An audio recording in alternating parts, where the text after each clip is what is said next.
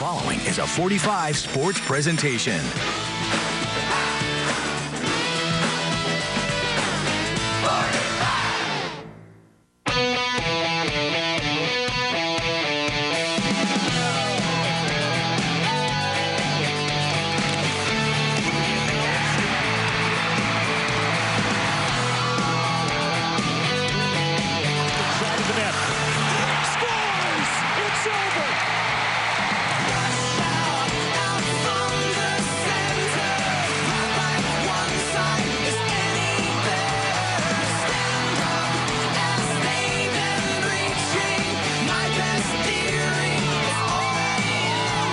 Leave it all on the ice. Whatever the outcome is, that's what it is.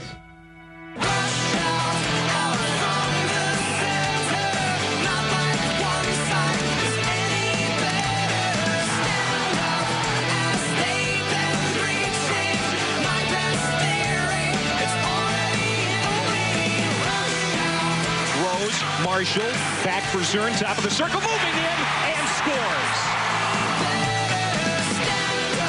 Still Volstead. Oh, he is crushed.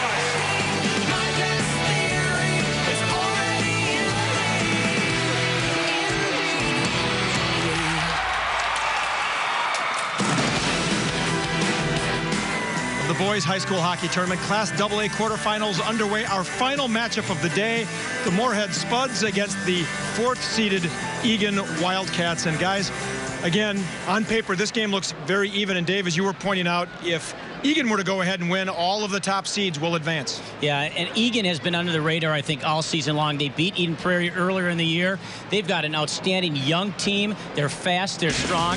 They're going to give Moorhead all they can handle. Here in their section championship game, senior goaltender Tommy Boddicker coming up big early, keeping it close. And then third line left wing Kyle Bonstrom with the backhand game winner to send Eagan to their second state tournament appearance, first since 2006.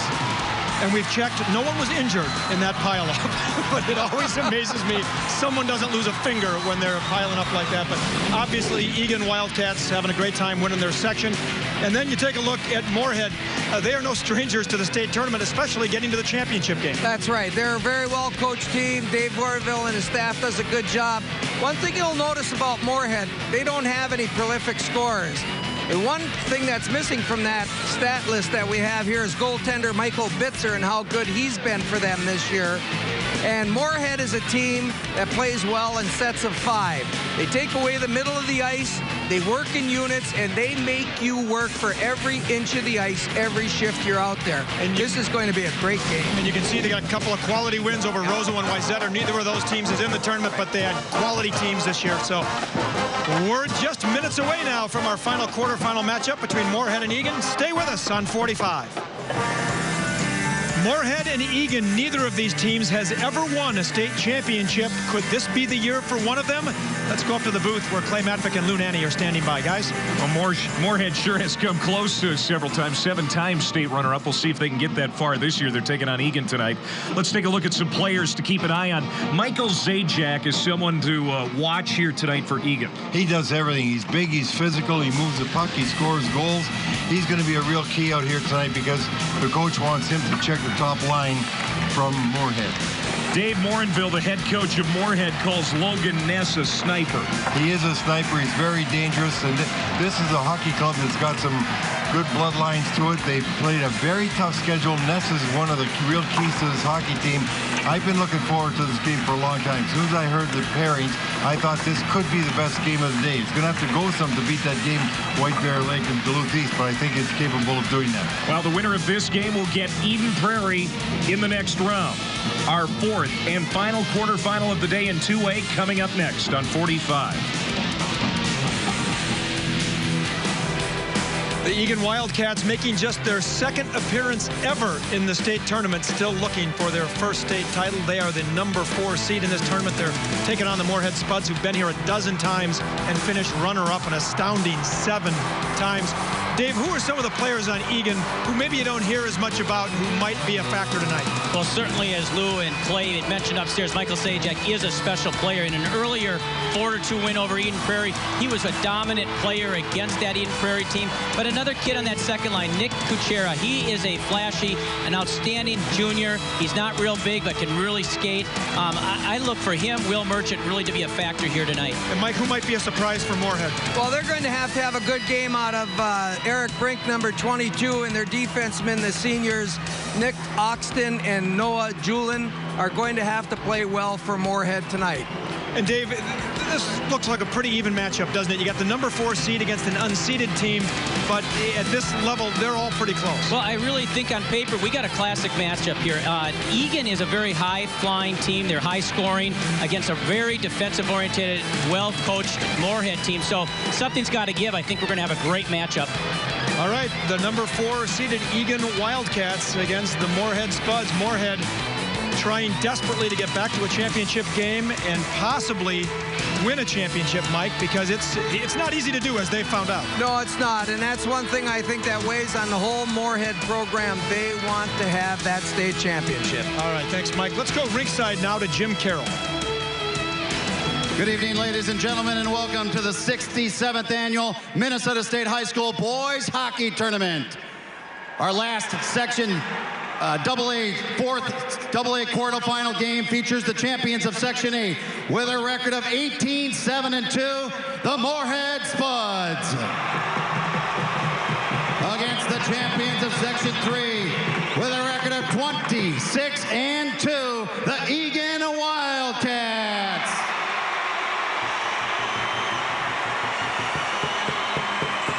Now it's time to meet the rosters for both schools. We begin with the Section 8 champion Spuds. Junior defenseman number 2, Ben Welly. Junior forward number 3, Simon Selberg.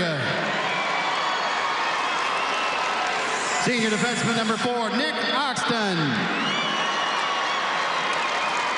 Junior defenseman number 5, Jacob Udlam. Junior defenseman number 6, Terry Lebo. Senior forward number 7, Evan Cook. Senior defenseman number 8, Noah Julin. Sophomore forward number 10, Tony Uglam. Junior forward number 11, Brian Christian.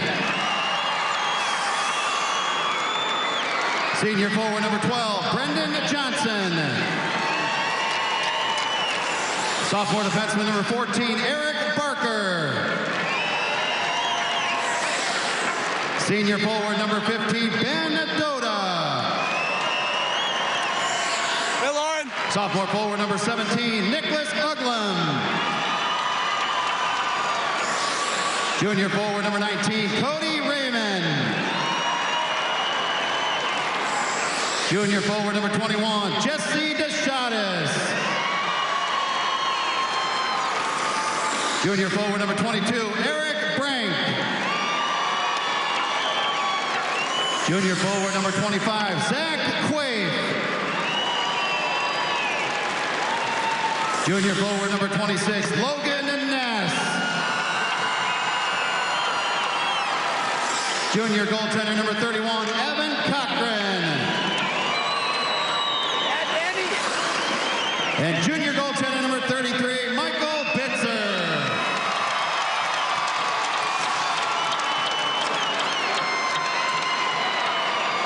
The assistant coaches are Eric Rafstrom and Josh Arnold. Head coach is Dave Morinville, the Moorhead Spuds.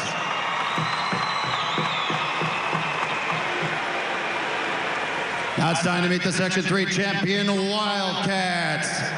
Junior forward number 3, Nick Kuchera. Junior defenseman number 4, Derek Kuchera. Junior forward number 5, Cody Mason. Senior defenseman number 6, Matt Yetzer. Sophomore forward number 7, Cullen Willocks.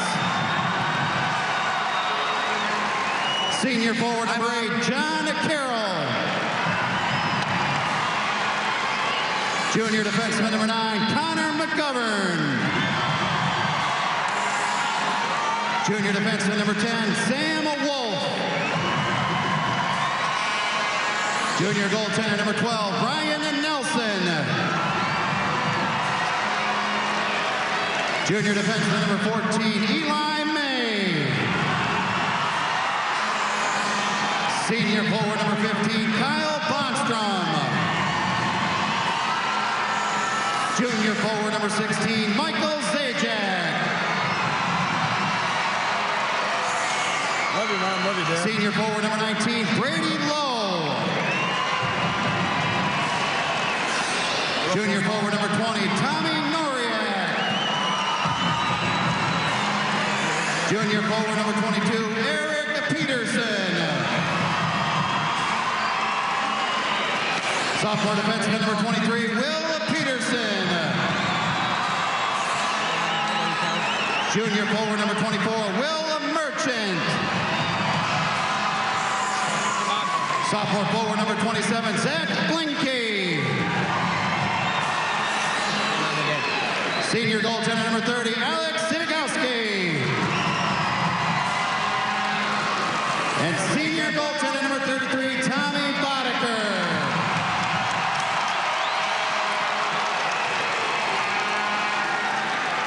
The assistant coaches are Mike Thomas and Todd Carlson.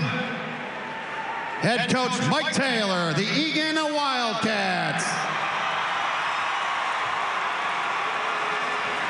Here are your game officials. Working the lines, Rick Nelson, Nick Svak. And this evening's referees are Dan Kovarik and Joe Harris. It's been a fun day here in St. Paul. And we're going to wrap it up with Moorhead and Eagan. Let's go to Torrey before the drop of the puck.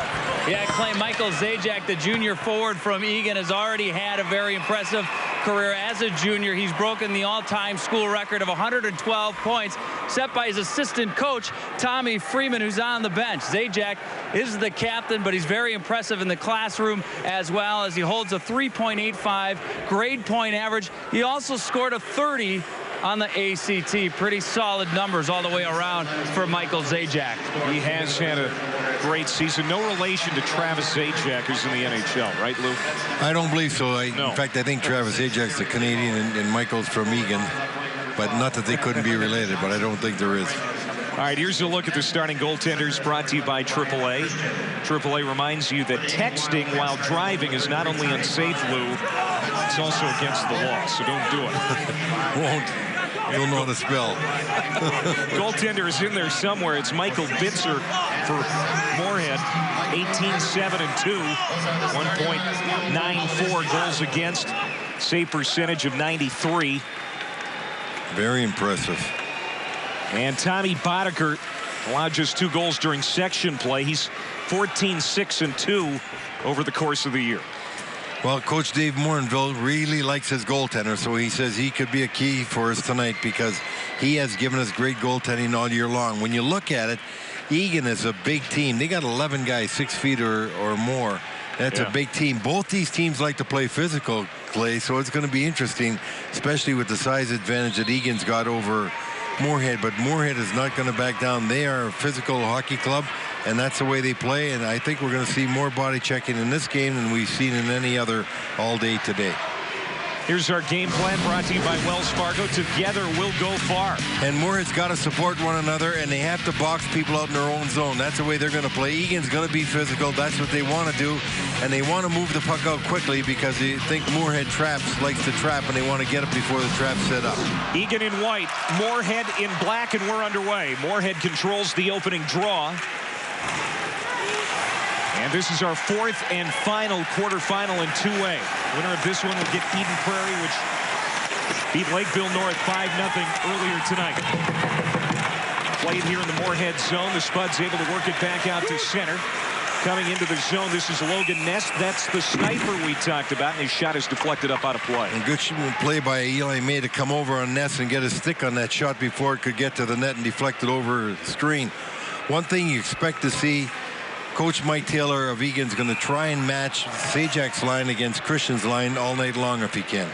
Mike Taylor in his 8th year now on the job at Eagan. What a great job that program has done. It's one of the newer programs from the bottom up, but here are the Wildcats in the state tournament for the second time since 06. And they got a good program going there right now in Eagan. A lot of young hockey players that can really play the game. Michael Zajac in behind the net, played off to the far wing side. Kept in by Zajac. Now a shot from the top of the circle that whistles wide. Held in. Here as we're just underway, not quite a minute into this 4th game of the day in St. Paul. Spuds trying to work it out to center. They finally do. Coming in here now. Over the line is Logan Ness. Wraps it around the end boards. Taking a hit there is Colin Willocks. And we're going to have a face-off coming here in the Eagan end. Eagan 26-2 on the year. And they played a tough schedule. Both of these teams played a tough schedule, and you're going to see a tough game. Just like that check right there. You can expect that every time tonight that you play the puck, expect to be checked. That's going to be the mantra of the game. Take a check to make a play, because there's going to be a lot of checks being made here all night long. John Carroll wins the face-off from Ben Dota of Moorhead. Kept in the zone by Terry Lebo, junior defenseman. The Moorhead Spuds. Moorhead blanked Bemidji 2-0 in the section title game to get here. Bitzer was really on his game in that one. Like you said, Moorheadville has been pleased with his play all year long, but especially in the postseason. And Bemidji, by the way, was a real good hockey club there this year. Held in by Brady Lowe, the senior for Eagan. From behind the net, here come the Spuds. This is Tony Uglum. He is a twin to Nicholas Uglum. There are 3 Uglum brothers on this Moorhead team. That skips right through the front. And Eagan able to clear. I think they said Tony's the driver of the 3. Yeah. Moorhead plays in the Mariucci Conference. They are the champs of Section 8. We told you they beat Bemidji. They also had to beat Roseau to get here. That's never easy. No, that's a tough section up there, and you know that Moorhead played a tough schedule all year long, and you did see them on the Hockey Day in Minnesota game against Wayzata that they lost in overtime. This is going to come right in on Boddicker. He's able to hold on. You know, it was a great hockey day in Minnesota. There's never a bad hockey day in Minnesota. The only downside was that the ice got soft. That's right, and that's why if you're looking at Coach Dave Morinville right now, he said that he told his players not to hit too much in that game because he didn't want anybody breaking the leg. And they didn't. Bouncing puck in the slot, settled down by Sam Wolf. He'll bring it in behind the Eagan net. Played along the near side wall. This is Ryan Nelson now, senior centerman for the Wildcats. He'll drop it back for Eli May. Eagan works it out to neutral ice. And flipped up out of play. Now Eagan, out of the South Suburban Conference, went 12-4-2 in league play. They finished 3rd in that league. They play at the Eagan Civic Center. Mike Taylor, in his 8th year as head coach, is Mike Thomas, the former Richfield head coach on that staff. They've done a nice job this year getting back to St. Paul. That's right. Mike Thomas has been around quite a bit when hockey in this area, and he's had his own teams with Richfield in the state championship years ago. There's Boddicker gloving this one. You can expect to see a lot of stoppages in play because of the physical contact. The goaltenders are going to hold the puck. You're going to see guys upended and icings, and maybe not as smooth as passing game you're ever going to see, because there's not going to be a lot of space to be handling the puck, as we see right there. Eagan lost in last year's section final to Apple Valley. This year they won it 1-0 to get to the state tournament. Sticked away by Boddicker from out in front. Played to the far wing. Moved out of the zone by Michael Zajac, the team's top scorer. Here comes Eagan, top of the circle. Shot goes high and wide.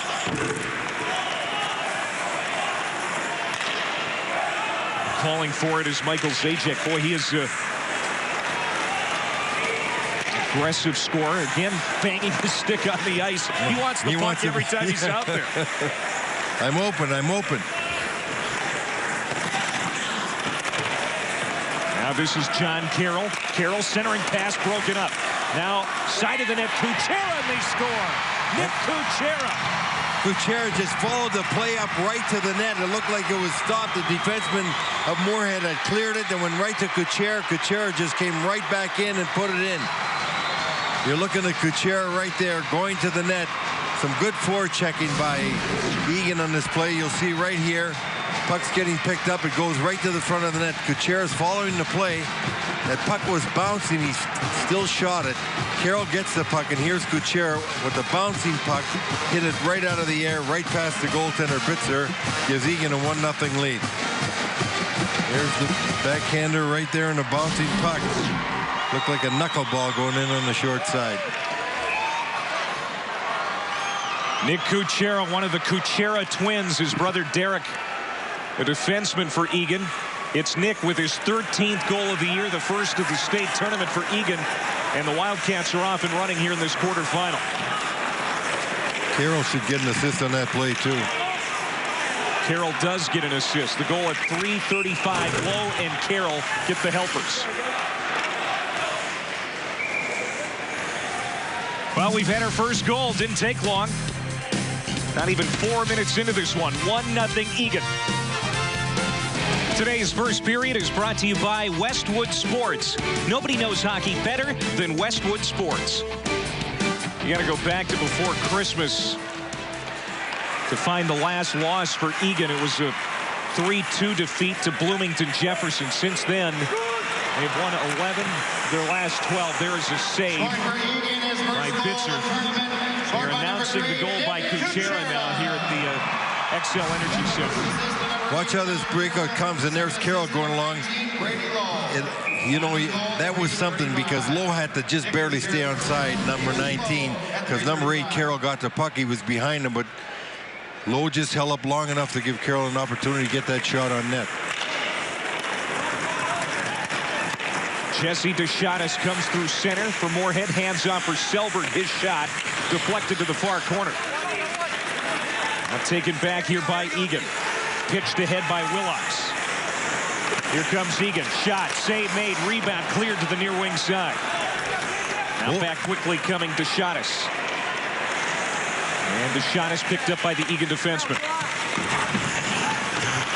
Both these clubs not hesitating to turn that puck up and get going. Had chances both ends, and the defensemen are really trying to stand the play up, especially for Moorhead. So they're going to need some support from their forwards in case they ever get beat by a man there. Willocks flips it up high, and it's going to bounce back at neutral ice. DeShatis now. He'll drive it in. Line change here for Moorhead. Back in his own zone, Nick Oxton for the Spuds. Now here's Ness coming in. Top of the circle, shot right on. And a save for Boddicker. Well, I'll tell you, we've had a couple of very close offsides, and fortunately those linesmen are right there, because when Ness was taking that shot, Brian Christensen had to ride the blue line, right at the blue line, not to be offside right there. And Ness was able to get a good shot on net. Linesman very alert there, just watching that play intently to make certain that they're not calling offside when it's not. Eagan trying to move on to the semifinals. Eagan beat Eden Prairie 4-2 earlier this year, so they know that they can get past the Eagles if they can take care of Moorhead here first. Back in the Moorhead zone, Brendan Johnson giving chase. There's a collision in the corner. This is Noah Julin now, great soccer player at Moorhead. Also pretty good on the skates. Coming in over the line now. This is Brian Christian. Brian Christian, the son of Ed, who played at North Dakota. Shot from the point, and this is wide of the net. His uncle is Dave Christian, who won a gold medal in 1980. Quite a hockey player, Dave Christian. 3-on-1, Eagan, shot, save. Well, no, that actually, I think that missed the glove of the goaltender, Bitzer. It did, and it was a good opportunity for Merchant. He just put it up too high. At 3-on-1, he had no passing lane to move the puck. He did the thing he should do, take the shot. He just got it too high. Now here's Christian again. Stood up at the blue line, coming back the other way as John Carroll for Eagan tried to feather a pass in front for Kuchera, who scored that goal not that long ago. Didn't get to him. Now Terry Lebo swings it back around. Can't clear the zone. Eagan holds it in. This is Lebo again. He'll get it all the way down. This is going to be an icing call against the Spuds.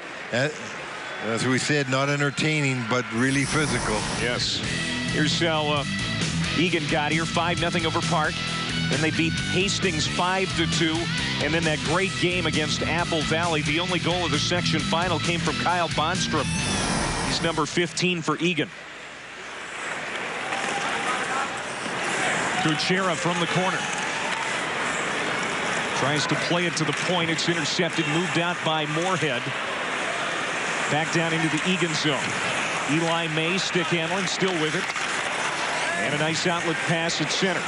Behind Brady Lowe, he recovers. Lowe still with it, pokes it into the Moorhead end. Now Ben Welly works it ahead and out of the zone for Moorhead. Here's a long shot for Tony Uglum. Uglum, a sophomore.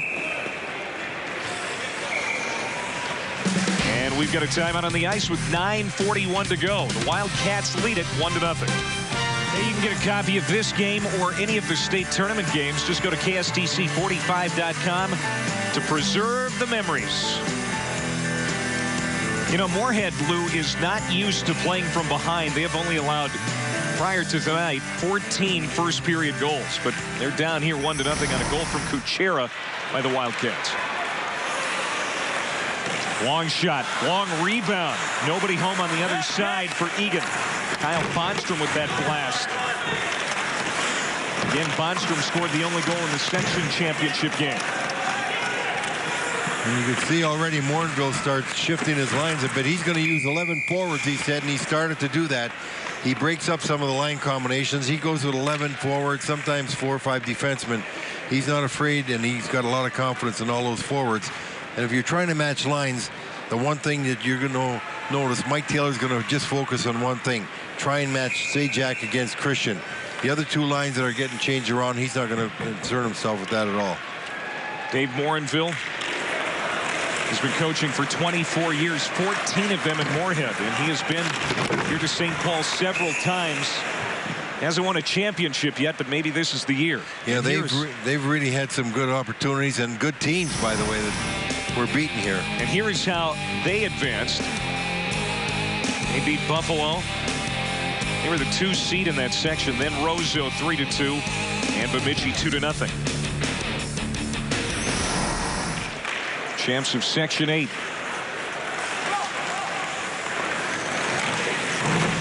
Played deep here in the Spuds end. Off along the far wall, trying to move it out as Brendan Johnson can't do it. Held in, trying to settle that puck down to get a shot off his Zajac. It's taken off his stick. And Moorhead will move it out. Through center, here's Brian Christian. Hits the line, tried to hand it off for Johnson. Now Johnson will give chase along that far wall. Taken back here by Eagan. The Wildcats coming back. Cody Mason trying to get around the defenseman. Noah Julin doing a good job with him. 8.5 to go here, first period. 1-0 Wildcats in our final quarterfinal of the day. Nifty move by Sam Wolf. He's got it again in the corner. Wolf trying to center. There's somebody waiting on the backside, but there's a bouncing puck, and Will Merchant couldn't fire a shot. Eli May holding the point. Here's May. Got it toward the net. Another backhand centering pass. And taken away now by Christian and moved out by Moorhead. Good work by Christian down low, supporting that defense and getting that puck out. Here's Kuchera again. Nick Kuchera on the backhand, a shot and a save by Bitzer. Boy, he goes. You got the Kuchera twins there, 3 and 4. Number 4 is a defenseman, but he moved up with his brother in the play. Watch him. He's quick feet. Here you see Kuchera going, and look at his brother, number 4, coming with him, looking for the pass. You're looking at the goal scorer in this period. Kuchera gets another backhand shot. He scored in one backhand shot. That one was saved. You'd have to think that there'd be a communication advantage there when they're twin brothers. John Carroll swings it around, held in on the near point by Jacob Uglum. Speaking of brothers, we're going to be talking about that name all night. There are 3 of them on the ice at any one time for Moorhead. I'm surprised how many set of twins we have in the tournament this year. They're quite a number. Each of these teams has a set of twins. The Kucheras for Eagan and the Uglums for Moorhead. This is Ben Dota to take the face-off for Moorhead, and he wins it. Off to the point for Jacob Uglum. He'll send it in deep. Round to the far corner. Eli May trying to control it, and he does. Works it along the far wall, but can't get it out of the zone. Got through, almost hit the net. Yeah, but it was a high stick. It was played with a high stick by Uglum, but Eagan played the puck after that, so the play continued. Sam Wolf dancing through center. He'll drive it in. Shots even at 5 apiece. Score 1-0 Eagan. Jacob Uglum now through center. Centers it. Broken up. Picked off. And Eagan moves it out. This is Cullen Willocks coming in left wing side on his backhand. Throws it out in front. The man in front was tied up. It was Kyle Bondstrom, but he was neutralized. It's getting pretty wide open. We had a 4-on-2 for Moorhead, then a 2-on-1 for Eagan. Here's Connor McGovern now. McGovern takes a check.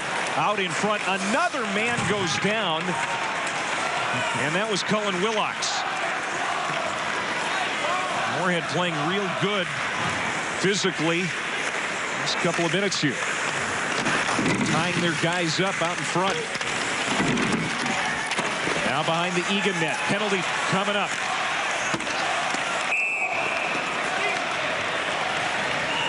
And you got to watch those caroms off the backboards. The defenseman for Moorhead shoots the puck. They didn't quite get the carom to his player, and we're going to have a tripping penalty coming up right here to Eagan. Sajak going off right there behind the net. A lot of hitting going on tonight. Look at the sequence of hits we have coming up here. Just every man that goes to the puck knows he's going to get hit by someone. So the penalty on Eagan.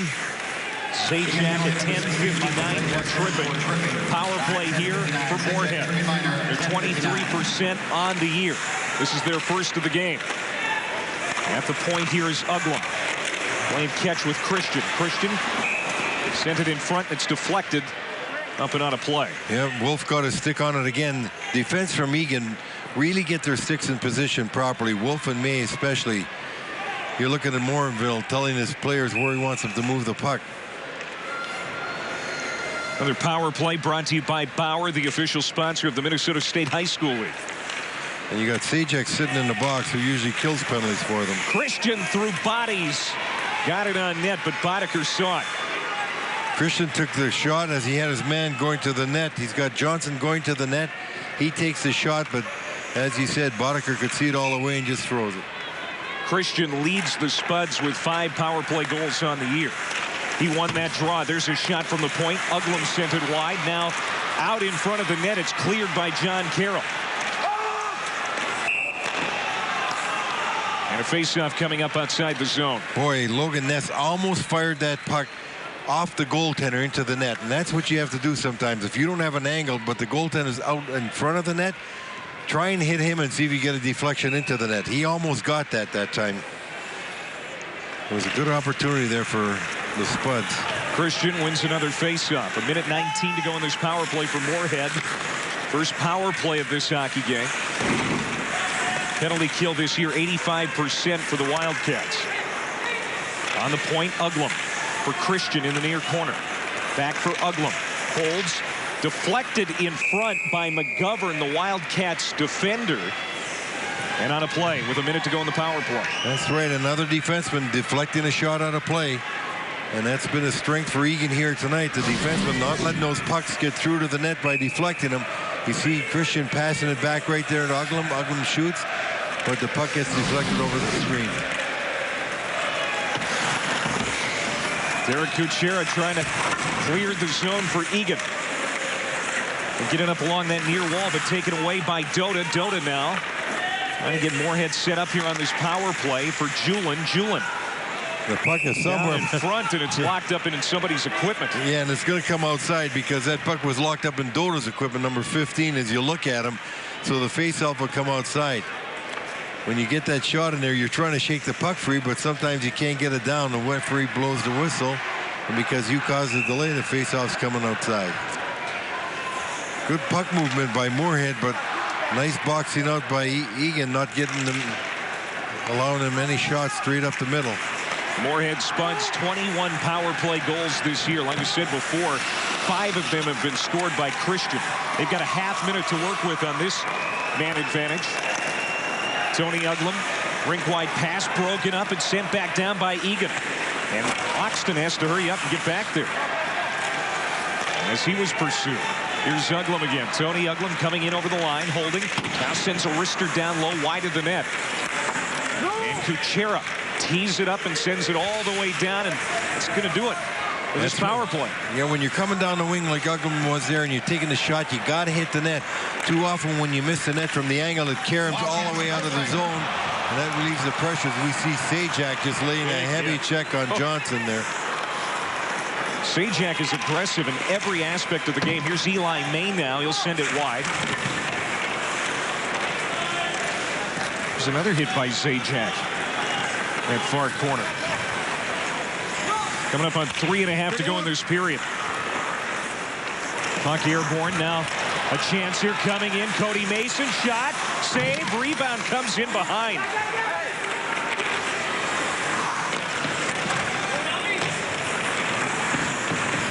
.320 to go in the period. From the corner, here's Sajak again. Swept away. Logan Ness couldn't gather it up to move it out. And there's Sajak again, and his shot was partially deflected. Held in the zone here by Eagan. Moved along the near wall and in behind the net. Cody Mason is there for the Wildcats. Lost the puck for Christian. Good forecheck there by Eagan. They're continuing to pressure him, come up with the loose pucks along the boards. Christian moves it along to the far wing side, not out of the zone, held in there by Derek Kuchera. Keeping a close eye over his shoulder as Bitzer played to the point. Here's Kuchera. Now off to the far wing, nobody there for Moorhead. And now the Spuds able to clear it out. Great pressure by Eagan. Constantly moving their feet, and they got a good line change going here. Now Ryan Nelson moving in. Picked up nicely by the defensemen. Selberg and Oxton combining for the effort. Now here's Oxton. Throws it out to neutral ice. Knocked down there by Eli May. He tries to move it along. Coming up on 2 minutes to go in the period. 7-5 shots in favor of Moorhead, but they trail 1-0. But the last minute's been all Eagan, the kind of pressure they've been putting on. Moorhead had a lot of play before that, but they got so much pressure they couldn't come out of their zone. Eagan just continuing to take the body and get the pucks along the boards. Willox has his pass deflected. Off to the far side. Now coming out of the zone is Nick Oxton. Headman pass broken up. Eric Brink was met at the blue line.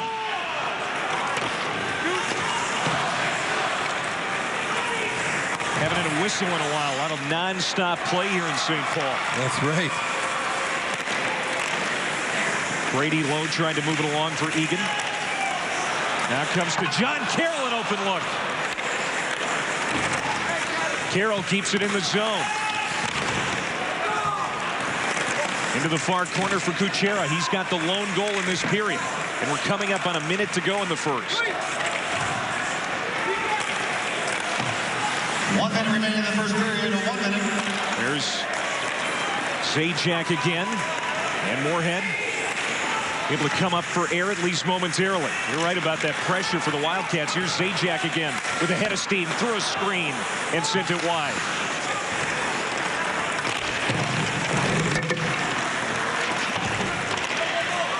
Out of the zone now, Jesse Deschadas hits the line.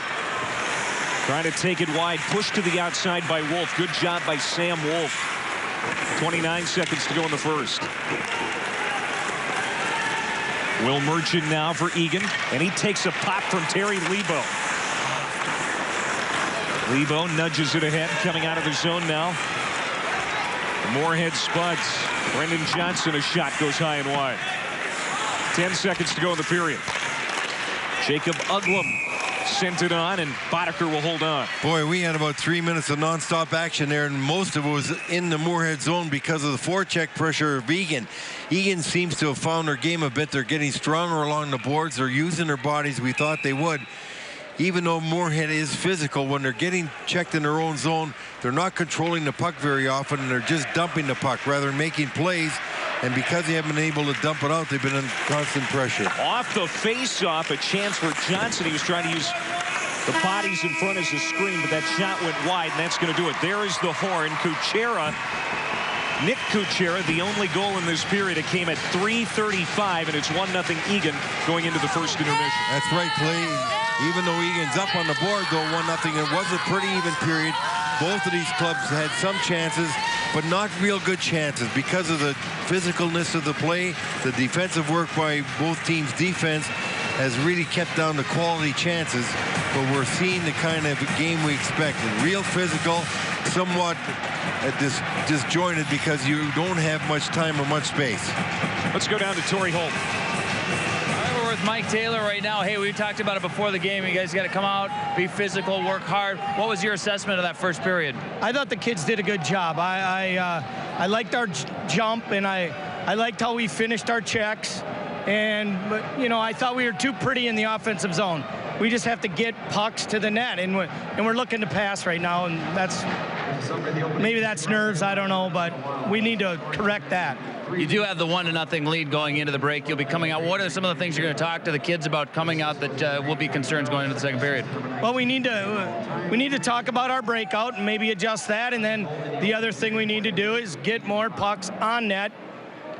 Next period. Very good, Coach. Good luck. Thank you. All right, that's Mike Taylor. We'll head right back up to the booth.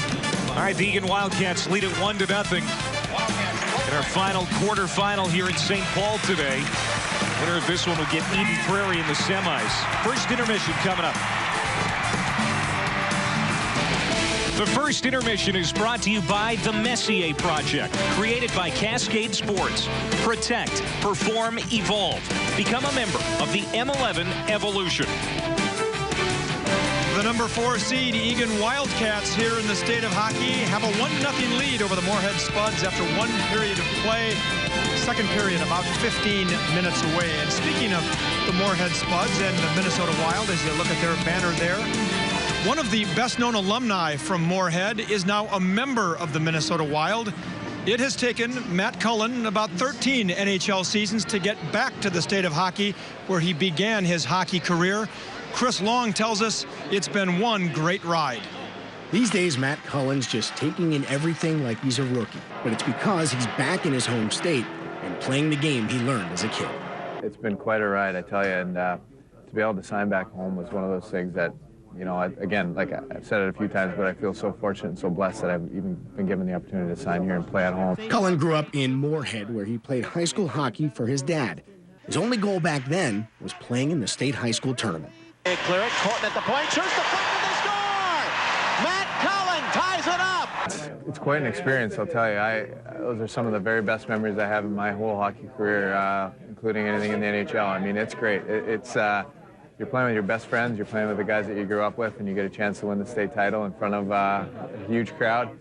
Though the Spuds never won a championship, Cullen looks back on those times as some of the best in his life. State high school hockey in Minnesota is unparalleled around the country, and you know, it's just kids are so lucky to be able to get these opportunities and to play in the state tournament. I mean, it's one of those things that you just don't even realize it at the time, but it's one of those things that you just like to freeze in time and just love every minute of it. When his high school days were over, Cullen stayed in Minnesota, but unlike the other homegrown stars that went to the University of Minnesota, Cullen picked St. Cloud State. St. Cloud was just a place that I really loved, and it was great for me. It made me into a pro faster than I think anywhere else would have. But after playing for the Huskies, Cullen found himself on the West Coast, playing for Disney's Mighty Ducks. He would later play for Carolina, and in 2006, hoisted the Stanley Cup. That's as good as it gets right there. That is the best of the best. That's one of those things that you dream of your whole life and never really think you'd even have a chance at getting there. Fast forward, and one of Minnesota's favorite sons is now playing pro hockey right in his backyard. You know, it's one of those things that I think I'll probably look back and when everything's all said and done and really appreciate it more, because, you know, when you're in the grind of a season, you're thinking about winning the next game, and that's it, you know. but I have had a chance to look at it and you know, just to talk to family back home and to kind of feel the excitement. And it's something I really appreciate and I enjoy. And Cullen's never forgotten about Minnesota and the fans that cheered him on as a member of the Moorhead Spuds. His organization, Cully's Kids, helps children who've been diagnosed with cancer.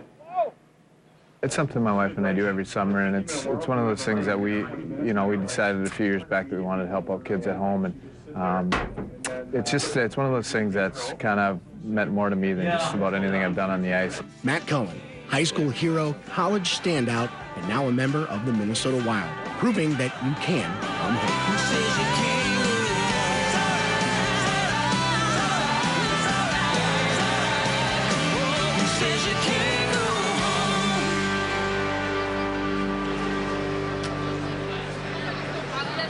And of course, he can and did come home. And Mike, he did not win a state championship with Moorhead. They still haven't won one, but he did win a Stanley Cup. And you were with Anaheim as a scout when he was drafted by them. Yes, I was. I was fortunate enough to be in on those discussions when we drafted Matt Cullen.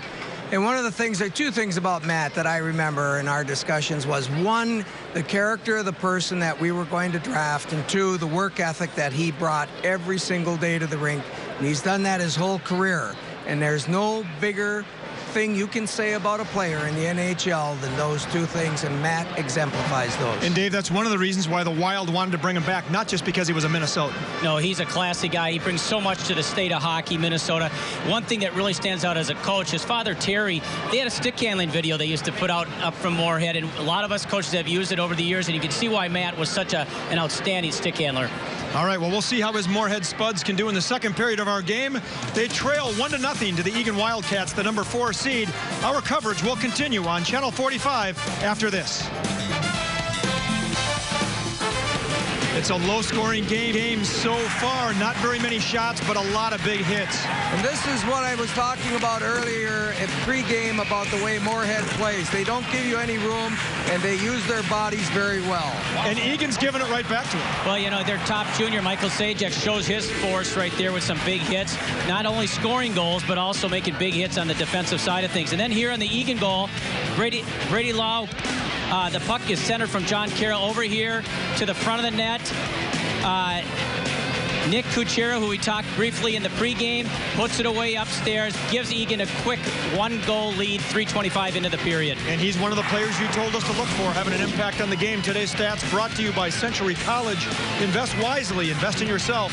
Century College. And guys, look at the numbers are very small on this chart. You know, low scoring, not very many shots, Mike, but a lot of big hits, as we mentioned. A lot of big hits, and it was expected between these two teams. They'll play all 3 periods this way. They're very physical teams for high school teams, and they play the body extremely well. All right, the second period is just moments away. We'll be back in just a moment as our coverage of the Class AA quarterfinals continues on 45. It's another hockey night in Minnesota. Eagan leading Moorhead by a score of 1-0. The third period or second period is just around the corner. Now some important information from the head protection experts at Cascade Sports and the Messier Project on how to maximize your helmet performance. Welcome back to a packed house at the XL Energy Center in downtown St. Paul. The Eagan Wildcats strike first. They lead the Moorhead Spuds 1-0. Tori Holt joined now by Michael Jackson from Toyota and the Drive for Education program. Thank you, Tori. Thank you to Cathedral High School and New Ulm High School for participating in this year's Toyota Drive for Education. Also, thank you to Champlain Park for participating. And congratulations on behalf of Toyota and the Minnesota State Toyota dealers for the $2,500 that'll go towards each of your projects. Congratulations and thank you very much. Gentlemen, real quickly, what are you going to do with the money? Our goal is to raise money to replace the bleachers currently in the Cathedral High School gymnasium. And you, sir? We're going to replace our swimming lanes in our pool that are 19 years old. All right, very good. Very good cause from Toyota, the Drive for Education. Now back upstairs to my good friend, Clay Matvick. Take it away. And that money will be well spent, and thanks to Toyota for their contribution. 17 minutes up on the clock. We're ready to start the second period. 1-0 Eagan. Wildcats in white. The Moorhead Spuds in the dark uniforms. Eagan, the number 4 seed in this 2A tournament, and they've got the lead. And Lou, what's stood out in this game so far for you? The fact that both of these clubs are going to play physical and really not give each other a lot of space. But because of it, we're not seeing great passing. There's a shot from the point from Jacob Uglum of Moorhead, and diving out to make a stop, Tommy Boddicker, the goaltender for Eagan. We had 25 hits in the first period. Yeah. That's a lot of hits. 12 and 13. That's easily the most hits we've had in any game thus far, and you could tell it in the flow of the game. That's going to make the flow much more disjointed than where you see smooth passing games. And you made this point before the game started about how many guys are over 6 feet tall for both teams, but especially for Eagan. They got a couple of 6'3" guys, and Eagan got a 6'4" guy in Matt Yetzer. I mean, they are big guys, too, for both squads. That's right. So they got some size to that team, and they can hurt you when they hit you. Terry Lebo sends it down into the corner for Moorhead. They're working hard, side of the net.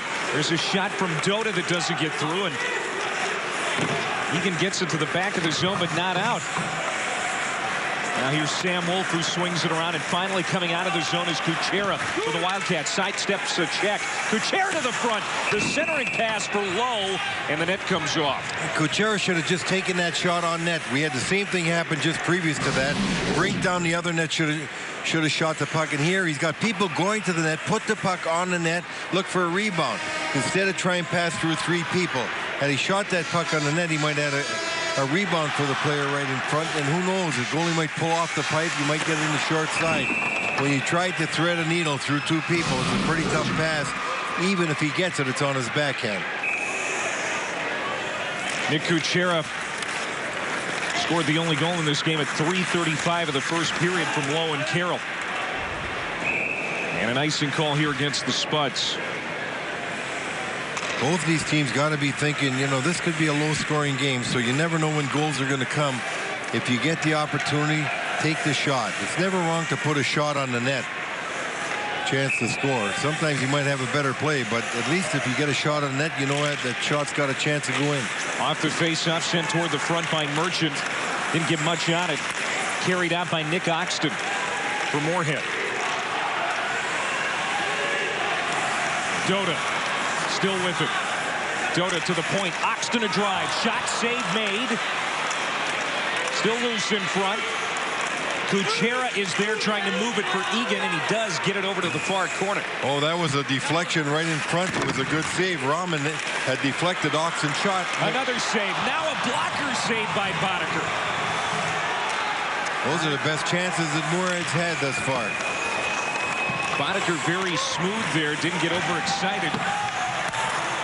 Made 2 nice stops.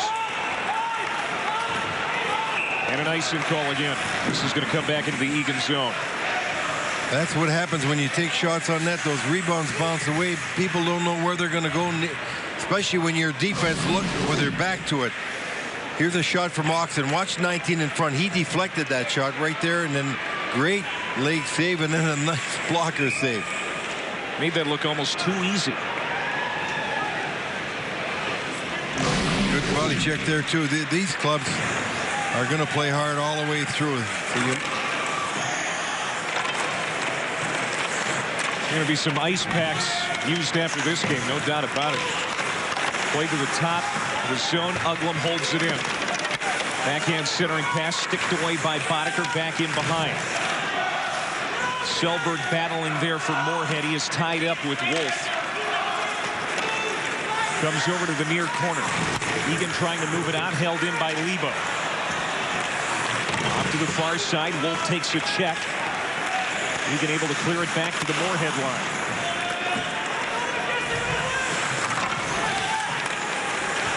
Eric Brink for Moorhead. Throws it out in front.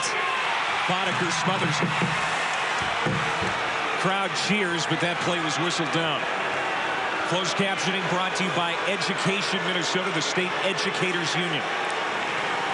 Well, one thing, Clay, you can understand if when you're a player down there and you're getting hit a lot, you finally realize that, you know what, when I get a chance, I might as well hit them. As we see the opportunity come here, Brink tries to jam it in the short side. The sheet is right here.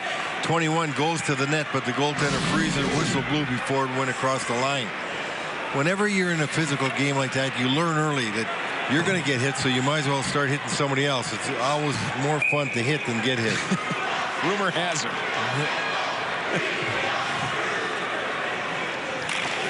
Off the draw. This is Connor McGovern. Lost it. A chance here at the point. Big drive save. Boddicker, the rebound controlled and moved out by Zajac. Good save there by Boddicker. Well, good shot. It looked like he could be screened, and he made the save, and that rebound really bounced out. There's Tommy Boddicker. Gave up just 2 goals during the sections. He has been steady here tonight. His team has a 1-0 lead. It's been fun here Thursday at the state tournament. And this is our 4th 2A quarterfinal. Edina, Duluth East, and Eden Prairie have already advanced. This game still very much in doubt. Off the faceoff. This is Sam Wolf for Eagan. Takes it in behind his own net. He'll swing it around to the far wing side. Will Merchant chips it to the blue line. Big hit down there again. And a faceoff coming outside the zone. Boy, this has been physical right since the opening puck drop. It is, and it's not stopping. And you know that whenever you're going to the boards, you should always try and control that puck with your skates if you see someone coming, and give yourself a little leverage against the boards. Take the shot, and then you kick the puck to your stick and get it out of there. Cody Mason coming in on the far wing, drops it back, and Zajac sent a bullet toward the net. It was deflected wide. High in the slot, this is Mason. Down low, backhand shot right on by Merchant. The save by Bitzer. Well, you can tell why Merchant scores goals. He comes across, he's got the puck at his backhand, he knows where the net is. You might as well put the shot on net. Even though he can't see the net, he puts it towards the net, hoping for it to go in. You see Mason coming across here. Watch number 24 right here. Merchant's going to get it, and he tries to put it in on the short side. Goalie makes a good save. I haven't seen a lot of Mason on the ice here tonight with his line mates, but he showed some good energy there last minute or so for Eagan. These teams have played this way all year long. It's nothing new for them to play in a physical game, so they know how to play. They know how to take the check. They know how to give the check. They expect them. But the thing is, you got to play through people. When you're in a game like this, you can't wait around. You play through people every opportunity you get.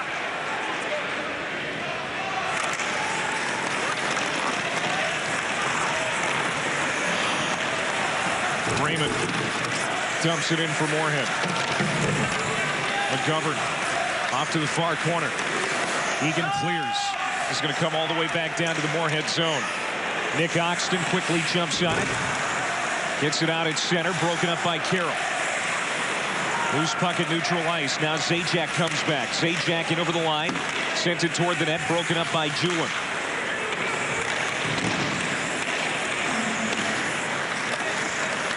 Nick Kuchera toward the front. Zajac right there on the doorstep. He was tied up. And Julin takes a hit. That was Cullen Willocks throwing his body around. Saved by Boddicker. I think we're going to pass the 25 hit mark this period that we had last period. Now this is McGovern coming in. Moves around the defenseman. Way out of the net is Bitzer. He'll play it around to the near wing side. Selberg tries to move it along. Gets it ahead for Brink. Brink takes a check.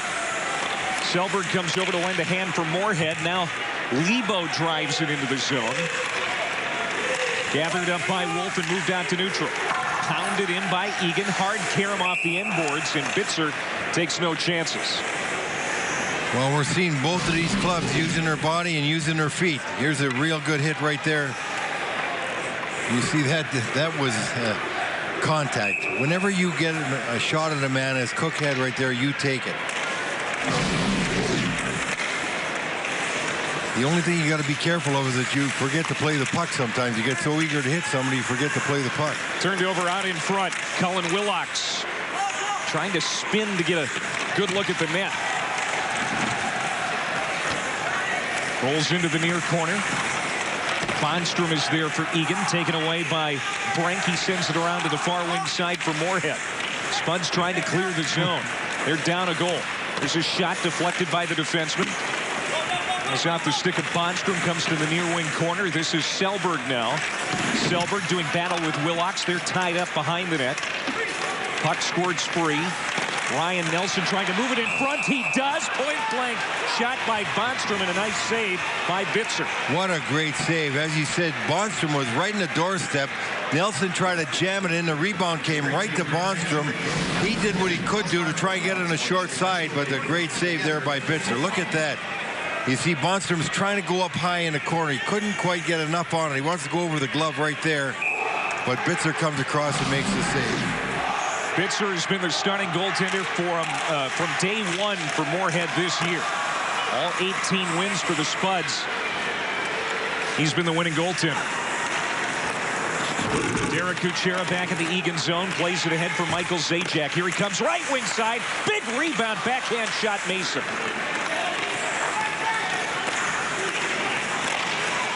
Slapped at, loose in the slot, and Moorhead clears. Well, Eagan, for the last minute and a half now, they've been putting on forecheck pressure and not allowing, or Eagan not allowing Moorhead to come out at all.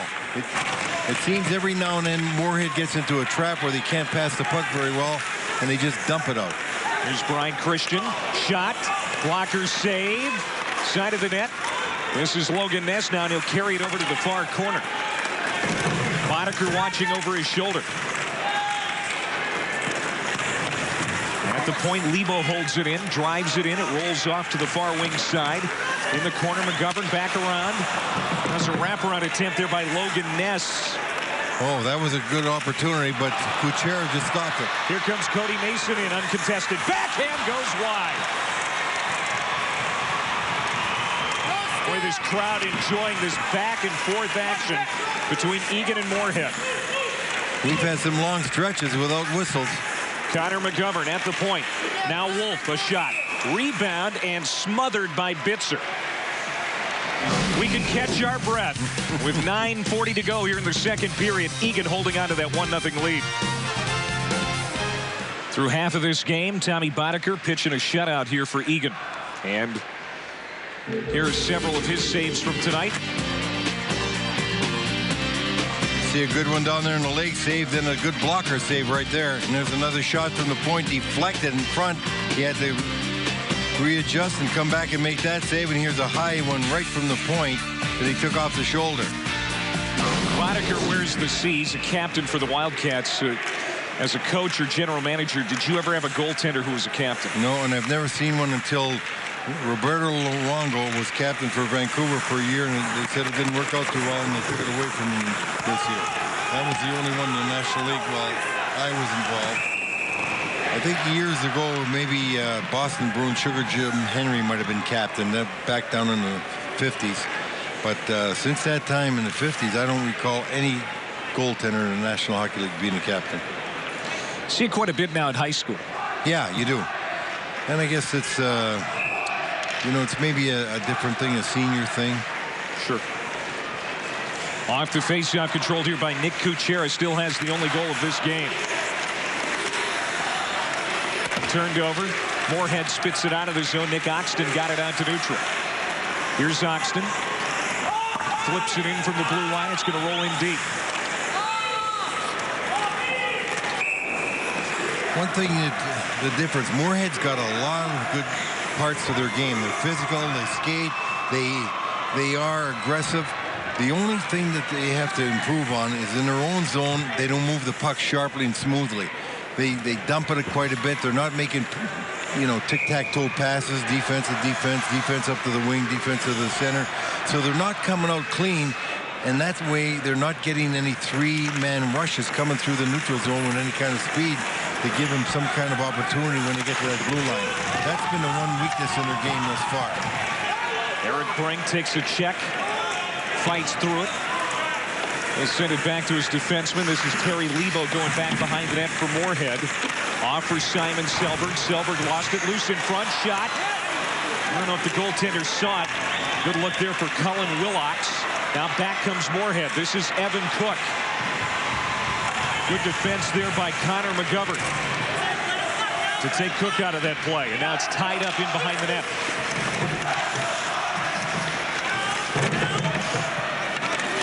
Boy, this crowd getting a treat here tonight. 1-0 Eagan. Moorhead works it free.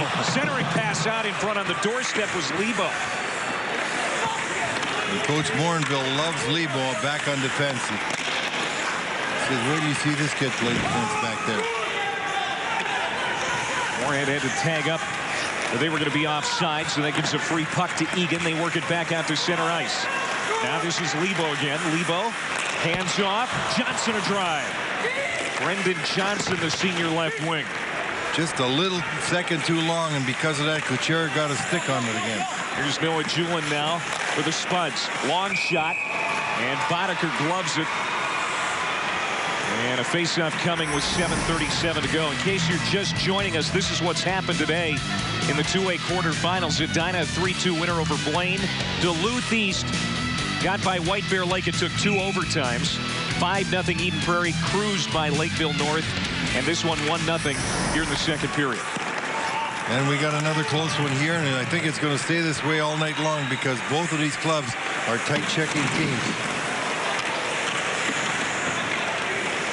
These guys have been pounding on each other since the start of the first period. How many hits did you say in that first period? 25. We'll have to add them up here at the second intermission to see where we're at. And that one got caught up in Cody Mason's equipment. And a whistle and a face-off coming out at center. We've seen that happen 3 times today, the puck getting caught up in equipment. I don't know how it finds its way in there and stays. But that man, Cody Mason's had a couple of opportunities here tonight for Eagan. He's on that top line with Zajac and Merchant. We don't say Mason's name a lot. He's kind of the mucker and grinder of that group. They've got pretty good balance. He hasn't scored like the other two. Now coming in, this is Carroll. Centering pass. Chance for Brady Lowe, and didn't get anything on it. Lebo broke it up. That defenseman got a stick on it, and that was a real good play by him.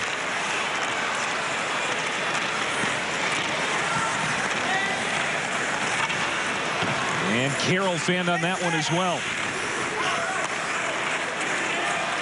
Lowe. Now this is Brady Lowe again. And taken away here by Terry Lebo. Long shot. Sticked away by Boddicker on a play. These shots are staying the same. We got 14, 13, 14, 14. As we look at Eagan here having a good chance. He got a 2-on-1. Watch number 6. Right here, gets a stick down, just deflects the puck away. That's Lebo, and he made a great recovery there. Played that thing perfectly. A 2-on-1. He forced the puck to the outside, recovered, got that stick down, and blocked the shot.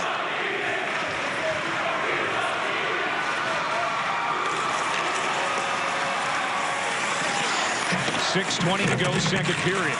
Shots are even now at 14. At center, Bondstrom. Coming in on the right wing, going to the front of the net is Nelson. Collides with the goaltender. Ryan Nelson, the center on that line. A shot from the point. Derek Kuchera, that goes right by the side of the net. Oh, that deflected just outside of the inside of the pipe.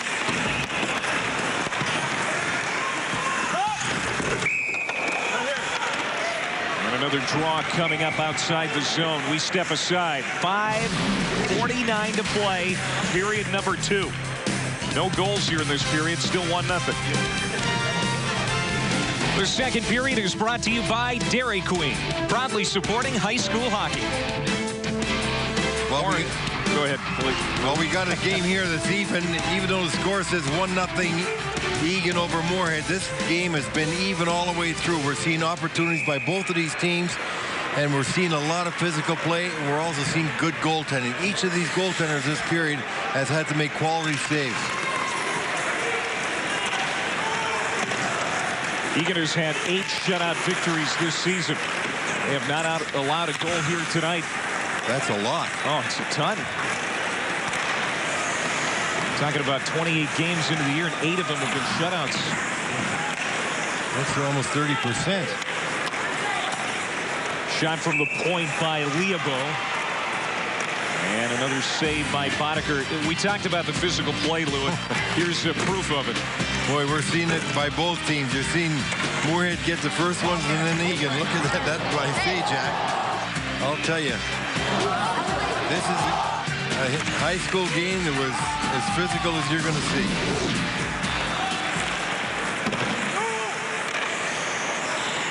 Jacob Uglum comes in on the right wing side for Moorhead. The Spuds don't have it in the zone very long. The Wildcats kick it back the other way. Take a look. Coming up 5 minutes to play here in the period. Brian Christian comes in. Christian 13 goals, 32 points on the year. Back here at center now, this is Michael Zajac. Zajac gives chase. Eagan holds the zone. They just got away with it. Too many men on the ice, and now they're a man short. Eagan got away with a 6th man on the ice, then he ended up with just 4 because 2 of them jumped off. Headman pass from Eli May, trying to hit low. And Bitzer plays it from out of his net.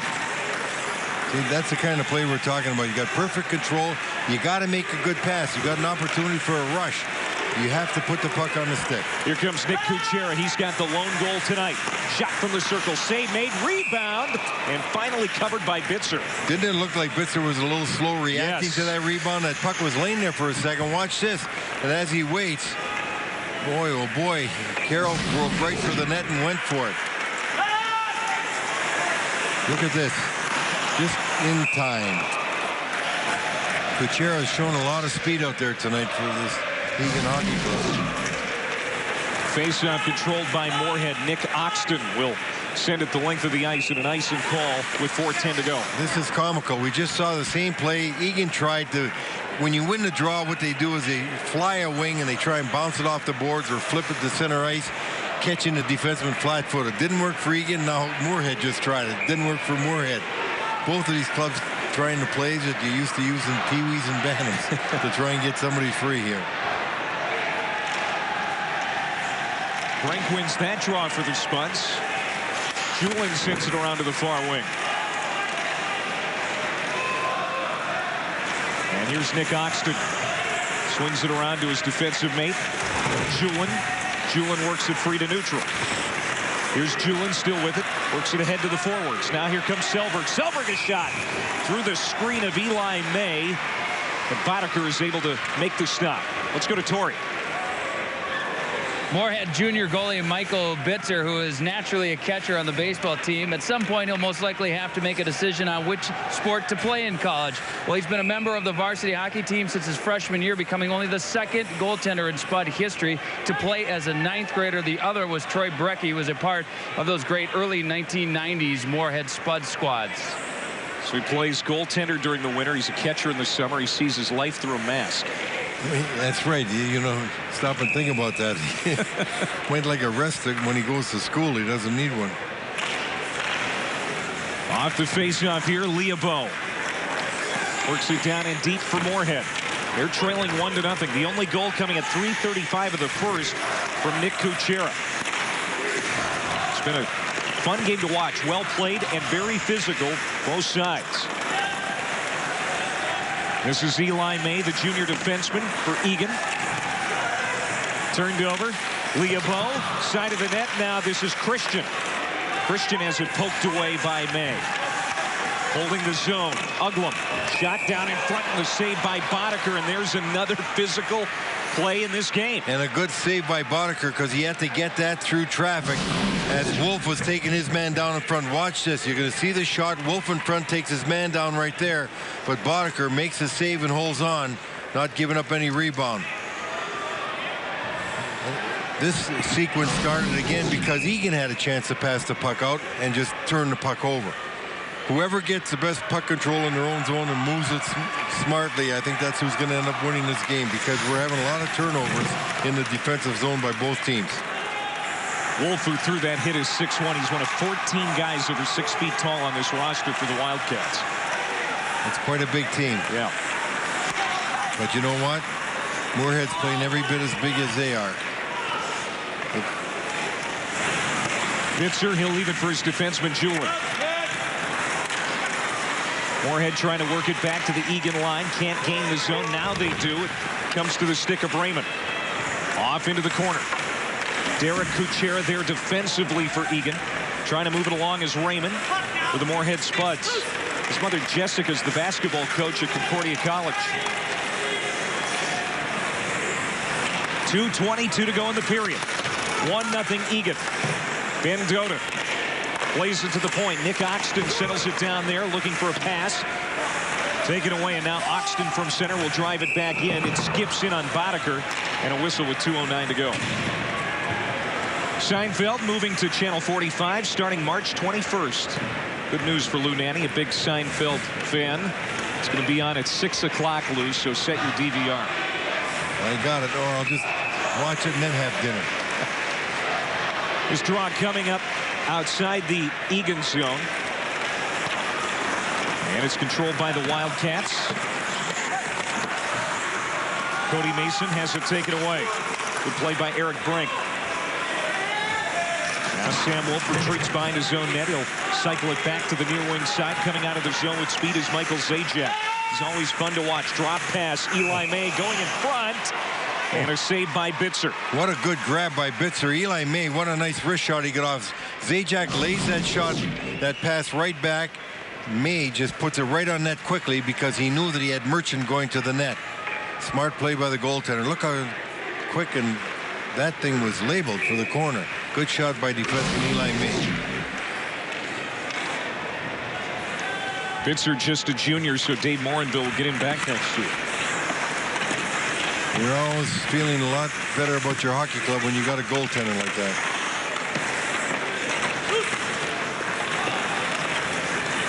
We have not had a goal in this period. Not that there haven't been chances. Yeah, we got 17 shots by each team, and a number of them have been quality shots. Goes in the circle. Logan Ness takes a check from Sam Wolf in behind the net. Here comes Eagan. Cody Mason through center. Good pass. Moving in. Shot. Michael Zajac save Bitzer. Oh, what a big save. Zajac in all alone. One of the leading goal scorers in this hockey club. Got beat by Bitzer, the goalie. Now Ness coming back. He falls down in the corner. We're under a minute to go before the intermission. Eagan almost added to its lead here in the final minute of the period. One of the few odd man rushes that Moorhead's got caught in today. Eli May gets it back to neutral ice, kicked right back in. May will try one more time. Lost it in the circle. Here's a scoring chance broken up at the last moment as Ness was cruising in. That was Kuchera that broke it up, the defenseman Kuchera. Derek Kuchera, who made that play, gets it ahead, swept into the zone by Merchant. 20 seconds to go in the period. Cody Mason hustling. Centering pass. Nobody coming down the slot. Man goes down. It's Cody Raymond. No whistle. Held in at the point by Oxton. This is going to bounce to the near wing side, and that's going to do it. What a period. What a period. It's right. 18 shots for Eagan, 17 for Moorhead. That's the kind of period it was. Extremely even, well balanced, good chances, a lot of physical play. No goals. We got 1-0 Eagan at this time. A real good 2 periods thus far. See a couple of good saves for Moorhead right now. What a play right here. Zajac going in all alone, gets it to his forehand. Bitzer just stands his ground and makes the save as Zajac was getting bothered there by Johnson.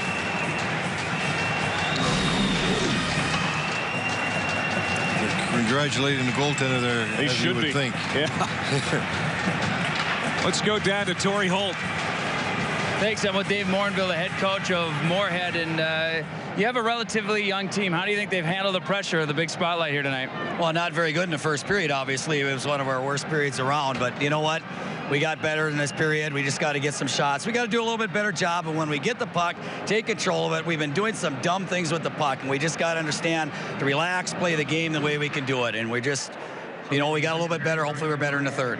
Talk about your goaltender a little bit. He's come up with some big saves in this one. What has he meant to the team this year? Well, we're bringing a little bit more chances, so you give up some chances. You know, I mean, we're taking some chances, and, you know, they flip it off the boards and flip it out in the neutral zone, and if you're not smart, they're going to get behind your D. And obviously that's the way they like to break it out, and you just got to be smart and get able to come back. Coach, thanks for your time. Thank you. All right, Clay, thanks. Dave Morinville very candid about his team's play here tonight. Doesn't like it, but They're in this one, just down a goal as we head to the third period. Our second intermission is coming up. The second intermission is brought to you by Tria Orthopedic Center, bringing innovation to patient care and outcomes. Visit tria.com.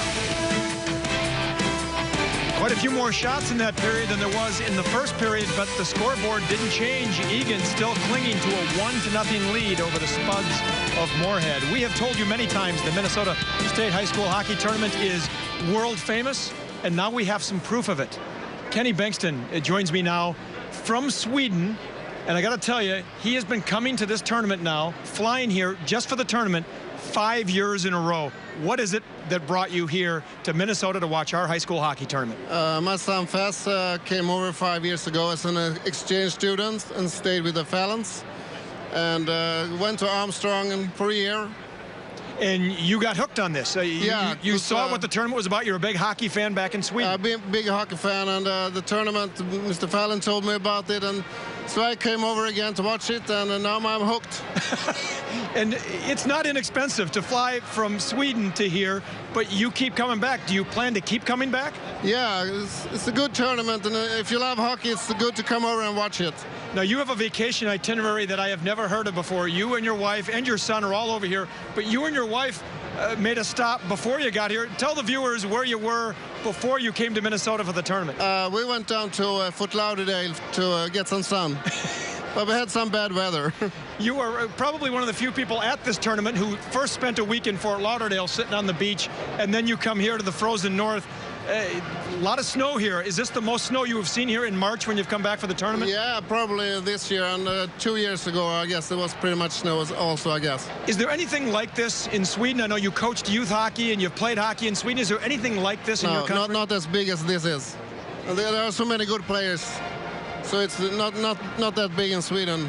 And now, professional hockey, that is big in Sweden. Yes, it is. As is Olympic hockey. Yeah, we send a lot of players over to the NHL here. Is Sweden as hockey crazed as Minnesota? Do you find a lot of similarities? Not that crazy as they are in Minnesota, but pretty close. What's your favorite thing about the tournament? You don't come here to watch it on television. When you come here, you want to be here and soak up the atmosphere. You meet a lot of friends, and you watch a good hockey, and every year you come back and meet the friends again. That's a good part. All right, well, Kenny Bengtsson, welcome back to Minnesota. We're happy to have you. 5 years in a row. We hope you see you here again next year for your 6th straight year. Yeah. Kenny Bengtsson from Sweden, maybe the all-time Minnesota State High School hockey fan. We'll be back in just a moment as our coverage continues of the Class AA quarterfinals. Some young Wildcat fans relaxing between periods of an exciting game. Eagan leading Moorhead by a score of 1-0. Don't forget, Eagan won a 1-0 game to get into the state tournament, so they're no stranger to close games like this. Back here with Mike McGraw and Dave Palmquist. The second period was all about goaltending, Mike. It was, and that's why at the top of the show I did mention Michael Bitzer from Moorhead. As you're watching the package coming up, this young man knows how to play goal. He is very athletic. You'll see when he does the splits. And here you'll see in the first series, I mean, he makes a great save here. He's down, comes across, look like he moves himself across, a little push from his right leg to square on the shooter. And the next one coming up here is a lone break. Man's in clean, does the toe drag on him, and you'll see him do the splits and get across to make the save there. Very athletic move. And again, coming in off the wing, one of their best players for Eagan. He got his glove on it. Very good save for him. Really stays with the play, but Eagan's been getting some good goaltending as well. Yeah, not to be outdone, but Tommy Vodker is playing outstanding for Eagan. I was talking to someone and saying these two goaltenders are playing awesome right now, but they wouldn't be here if they weren't. They're two outstanding goaltenders. Vodker and Bitzer, they're playing great, and it's been a wonderful day of hockey. And again, it's been a couple of games since Eagan's given up a goal.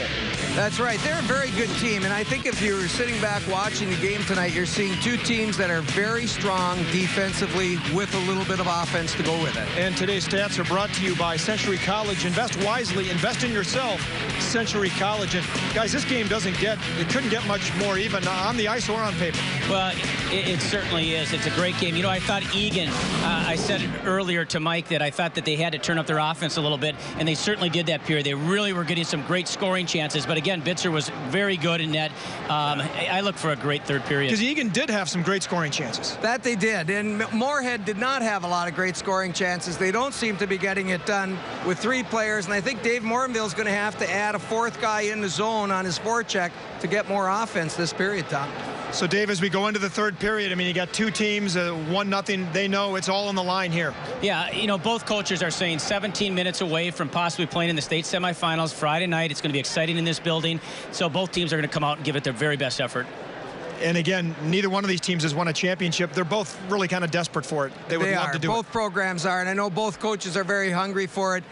The third period should be Eagan trying to play for the break.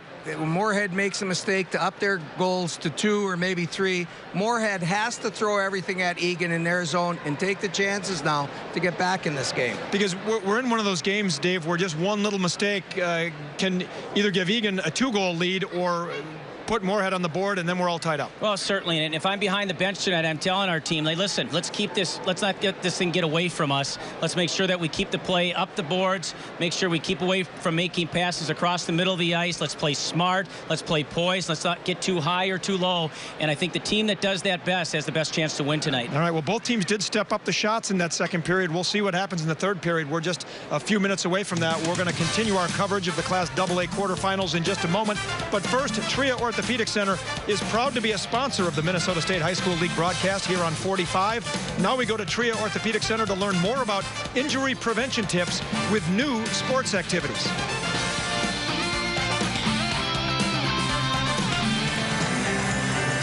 The Eagan Wildcats in just their second state tournament appearance, coming out for the third period, clinging to a 1-0 lead. And Mike, there got to be some butterflies out there.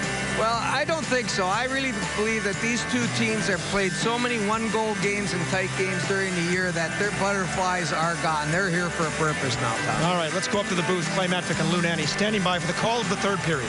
What do you expect to happen, Lou? Well, I think you're going to see a continuation of the physicalness, but I got to see which team starts to move the puck and pass the puck better. But we should see a lot of shots on net from every angle, especially if you're Moorhead. You got to start putting pucks on the net. Jump the stick of Jacob Uglum and out here at center ice. Controlled by Moorhead. Brian Christian was rink wide for Johnson. Johnson sidesteps a check, backhand toward the net. Deflection out to the point, and the blast is broken up from out in front. That was Jacob Uglum with a shot. Now coming here is Merchant to drive, and a save made by Bitzer. Boy, that goaltender Bitzer just takes away the angle, plays it very calmly and smartly, makes the save. Both of these clubs had a good opportunity within a minute. Said it before, there have been several scoring chances, just not a lot of goals. There's a drive, and again, Merchant is stopped. Not even a minute into this period. 1-0 Eagan. Again, the only goal coming from Kuchera. Seems like ages ago at the 3:35 mark of the first. And it was a fluky one. It was bouncing, and it was a backhand on the short side, and I'm sure Bitzer didn't see it. The puck just seemed to bounce right to Kuchera, and he hit it right out of the air into the net. Here's Derek Kuchera, Nick's twin brother. Off into the corner now. Taken away here by Ben Dota. He'll come in over the line. Shot, save made by Potiker. Long rebound. Nobody open on that far wing. Dota battling for the puck. Sends it in behind the net. Eagan able to clear. Loxton goes back for it. Turns it over. Here's John Carroll moving in. Loose on the side of the net. And now here's Nick Kuchera again. Kuchera. Dropped down to the ice, no whistle. Derek Kuchera. Derek Kuchera. Saw it roll off his stick. Now Cody Raymond able to pick it up and move it out to neutral ice. Tied up right in front of that Moorhead bench. This is Willocks. He's denied at the top of the circle, sent back to center. Eli May will drive it in for Eagan.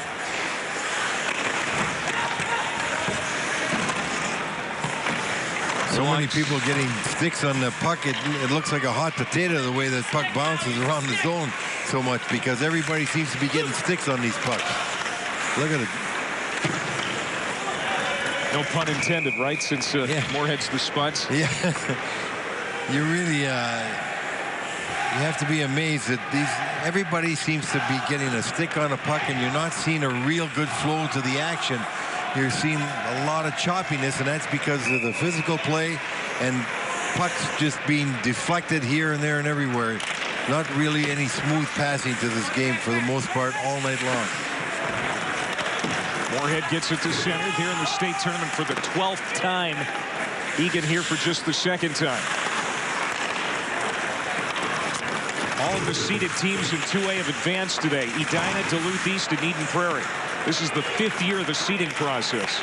Eli May comes in, and it's whistled after the save by Bitzer. And Lou, your thoughts on the seeding process, how it's worked the last 5 years, and do you think it's been good for the state tournament? Oh, I think it's been wonderful. I think the seeding has really helped the kind of games we're getting. You see a lot more parity in the games. You don't see a lot of discrepancy. And right now, on top of that, because of the ability of the teams, you're seeing a lot of teams that are equal.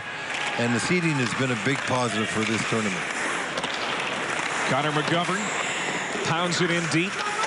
Behind the net, Zajac looking for room to operate. Gets it off on the far wing to Kuchera.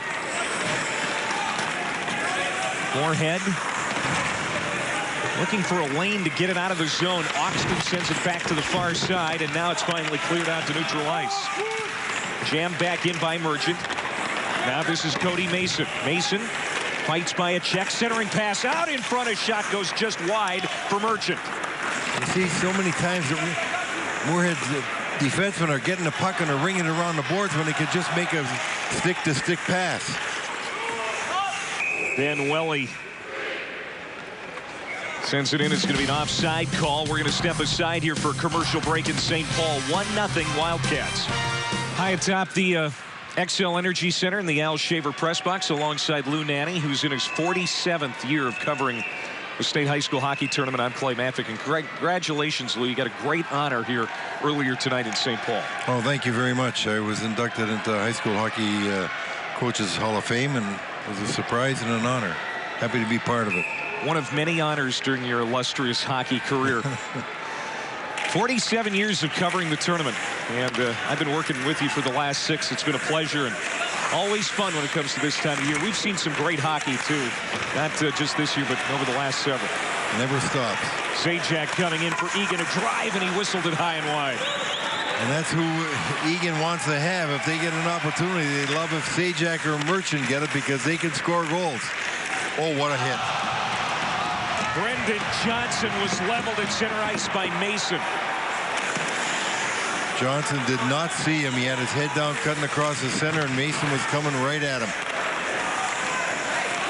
Here's Merchant now, and a save made by Bitzer. Let's see that hit again. This is what the night has been like. That's right, and this guy, look at, as you see Johnson look up, boy, oh boy, Mason was right there to just level him.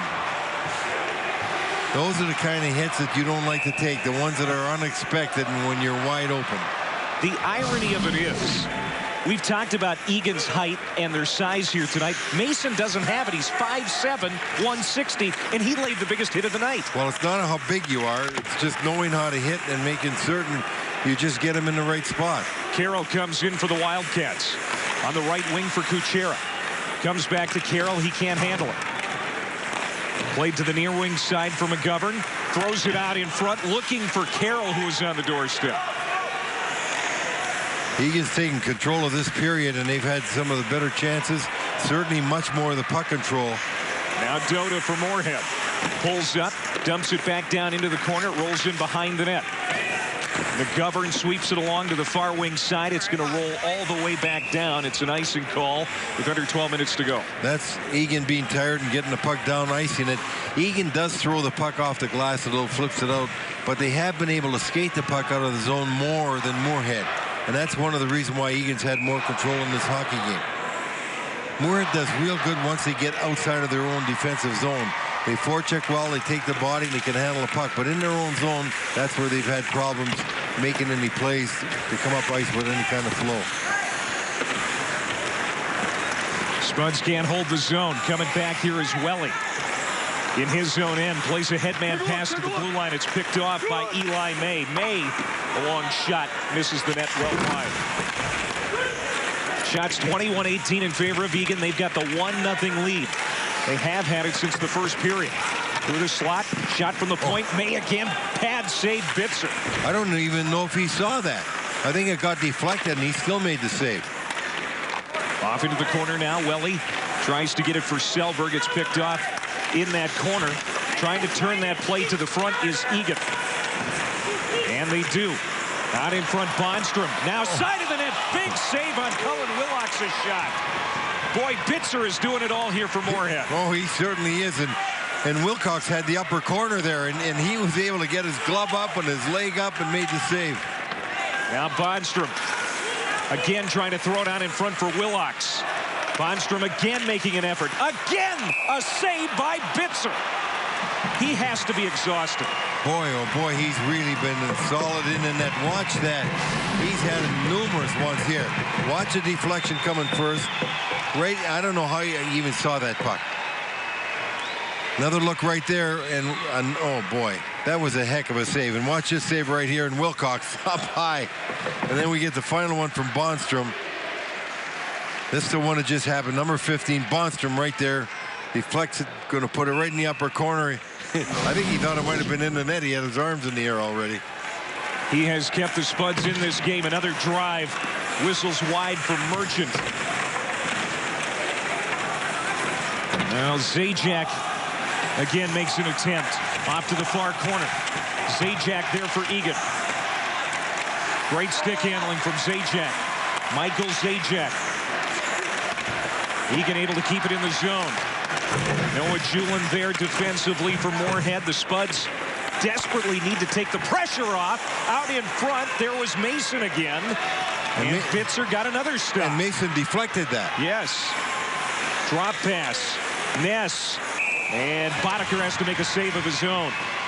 Boy, that last 3 minutes has been all Bitzer because Eagan put on tremendous pressure, great puck control, some excellent chances, 3 deflections.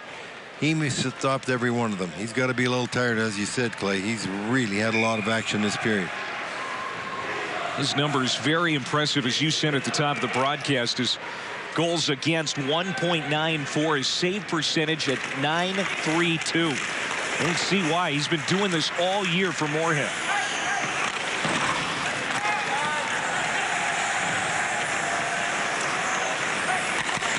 Sam Wolf sets up behind his own net. Surveys the ice now, looking for the breakout. They get it to neutral. Knocked down by Uglum. He'll bring it back in for Moorhead. 9:38 to play here in St. Paul. It's a 1-0 game. It's been that way almost since the beginning. On the backhand, Dota tried to get it out in front. Rolls off his stick. And now Eagan will get it out of the zone. Kuchera went down. No whistle. And now McGovern goes down. That's on his own. Check that. That was Carroll.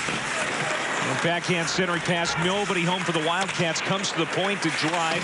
Goes well wide from Carroll. Now here's Kuchera again. High in the slot. He's still with it. Kuchera off for his brother. Kuchera centering pass coming down the slot was Nelson. Nelson again. Kuchera side of the net. It hit the cage. Here's Ryan Nelson from the corner. Pestered there by Ben Dota. Centering pass broken up. Another save by Bitzer as Cullen Willox let the wrister go.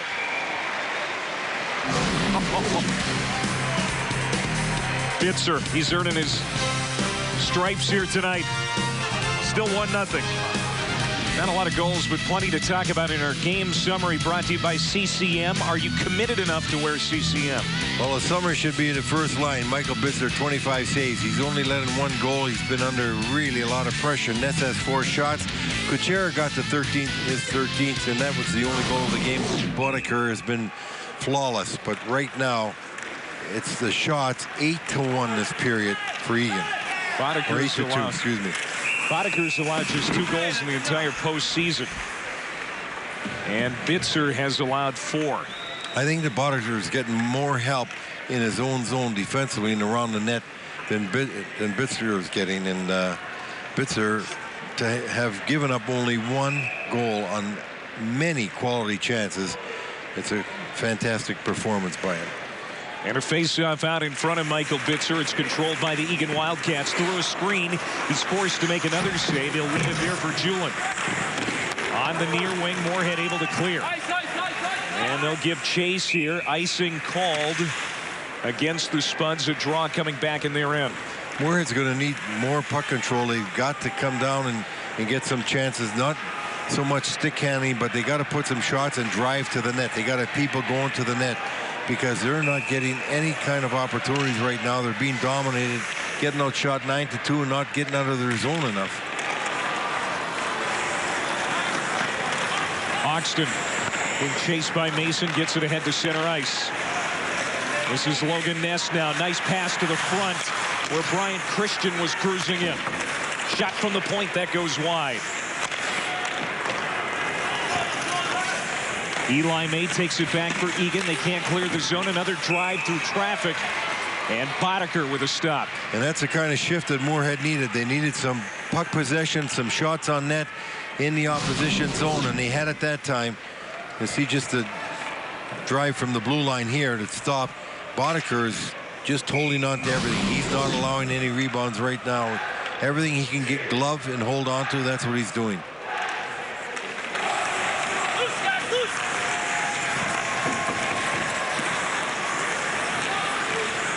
John Carroll gets to the line. It hops the stick of Leobo.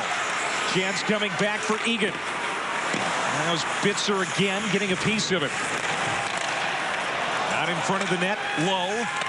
He'll track it down, throws it back behind the net where it's intercepted by Ben Dota. Dota can't clear. Held in by Carroll. Carroll gives off for Low. His shot hit the side of the net. And Moorhead gets it back to neutral ice. This is Tony Uglum coming in. Uglum had his shot deflected by May. Picked up here by Sam Wolf, looking for room. Gets it ahead. Low coming in again, takes it wide, drops it back. Shot from Willox goes wide. 7 minutes to play.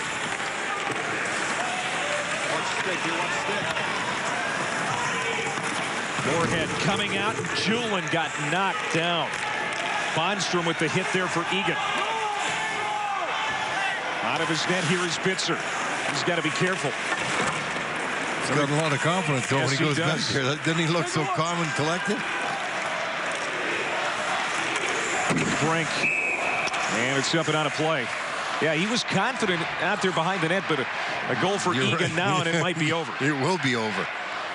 And there's another deflection right there. I think Eagan has done a remarkable job of getting sticks on pucks by their defensemen, not allowing the shots on net. They've deflected more shots up over the glass than I can remember in a high school game for a while.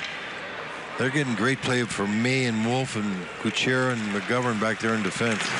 Back to Bitzer. I don't know how he has the energy to be out playing pucks the way he's been sprawling around here tonight. Well, he knows his people need help to get the puck out of the zone, so he's going to do it for him. And an icing call. It's going to come back into the Eagan end with 6:15 to go.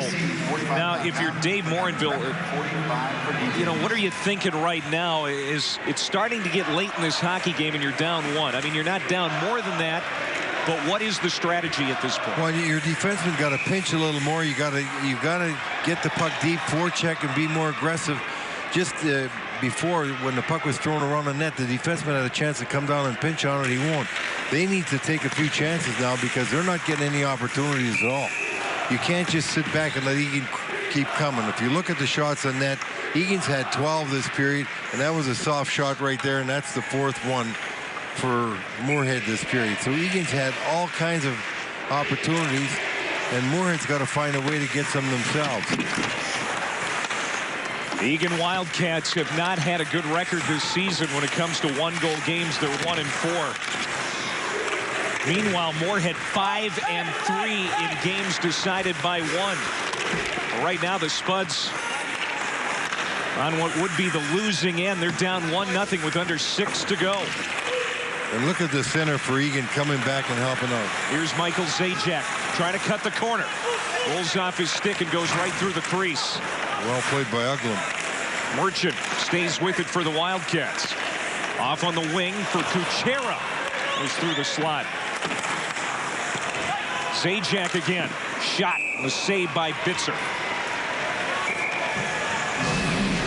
31st shot on net for Eagan.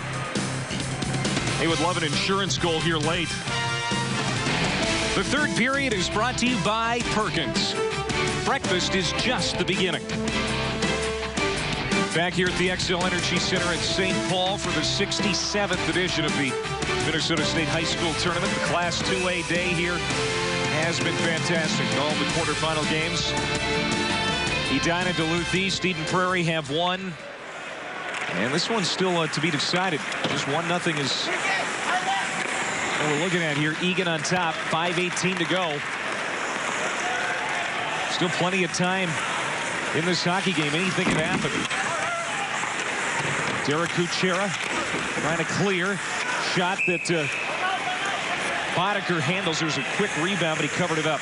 Now you're seeing the Moorhead defenseman move in and pinch in. That was a good pinch right by Lebo there to do that and get the puck ahead.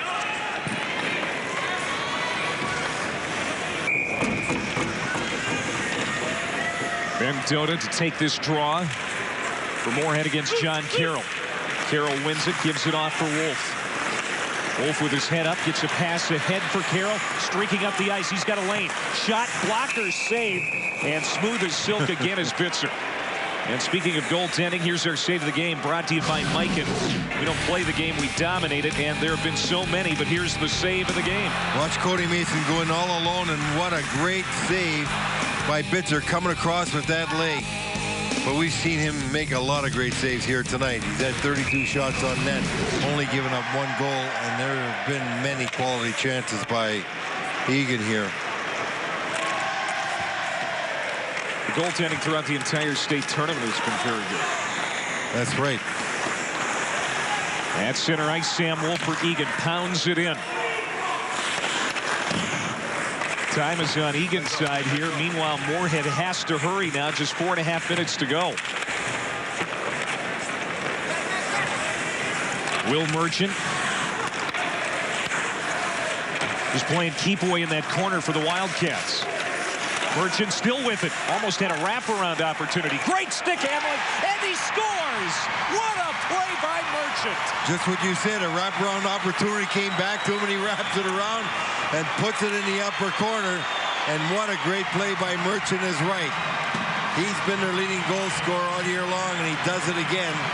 He missed 1 wraparound, got the second one, and you couldn't fault Bitzer in that one, as Eagan goes out to a commanding 2-0 lead with 4:18 to go. Here comes Merchant right here, coming right around the back of the net. Looks like he's going to get a chance there. He doesn't. Gets it right back. Nice little nifty move through his legs to his forehand up high. Watch this, right through his legs to himself, up on the far side. And boy, that puck found the short side up in the corner. Not much room, Clay. That is the best individual offensive effort we have seen here in St. Paul yet this week. That was unbelievable, and it is the breathing room that Eagan needed late in this hockey game. Comes at 12:42 of the period. 32nd goal of the year for Will Merchant, unassisted, and how. Merchant is first of the tournament, unassisted, 12:42.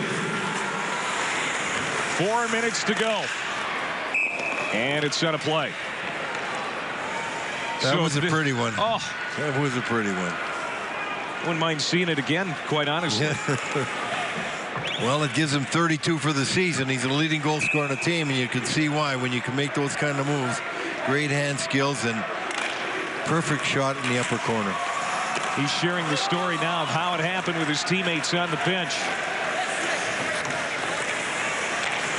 Still a lot of time in this hockey game, and Moorhead's got to hurry, though. It's 3:46 to go as we get a face-off coming here in the Eagan end. Well, we've had great defensive play by the defense for Eagan. They're big, they're strong, they keep people away from the net, it doesn't seem like Moorhead's able to get any real quality chances from the real good scoring areas between the hash marks. On the point, Leabo works it down behind the net for Moorhead, loose in front. Boddicker sifts through the bodies to make the save, and now some tempers starting to erupt. A little frustration down in front of that net. Everybody getting a little excited. And one thing Moorhead's got to make sure is they don't take any penalties, because if they get a power play, they get a chance to cut the lead. But we're going to see coincidental minors called right now. And that's a real benefit to Eagan. Wolf's going off, but he's taking Selberg with him, so we'll still play 5-on-5, I'm sure. Looks like a couple of roughing calls.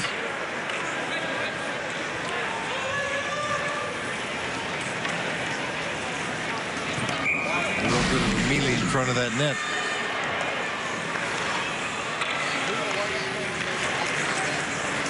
Face-off won by Moorhead. Quick shot over the top of the net from Eric Brink, the junior centerman for Moorhead. They're down 2. They need one quickly. Eagan tries to work it free and out of the zone. Can't do it. Brink jumps on the loose puck for the Spuds, trying to turn the play to the front. He is tied up by Kuchera. Puck still locked up in that corner. The officials trying to get him to move it, and they do. Played to the point. Uglum jams it back in deep for Moorhead, and now a penalty. 15,240 fans in attendance here for this second session tonight. I think the forward from Moorhead knocked the net off, and we'll have the face-off on the outside. No penalty, and the draw will come outside the Eagan blue line. As you look at a lot of their happy fans with this 2-0 lead and only 3:02 to go. That was an icing. Here's Connor McGovern. Goes rink wide for Merchant, who scored that insurance goal for the Wildcats. It's McGovern again. Has it taken away at center ice. Moorhead comes in onside. In the slot, loose puck. Man goes down. And I think they're going to have a face-off again outside the zone. There was a hand pass or played with a hand, I believe.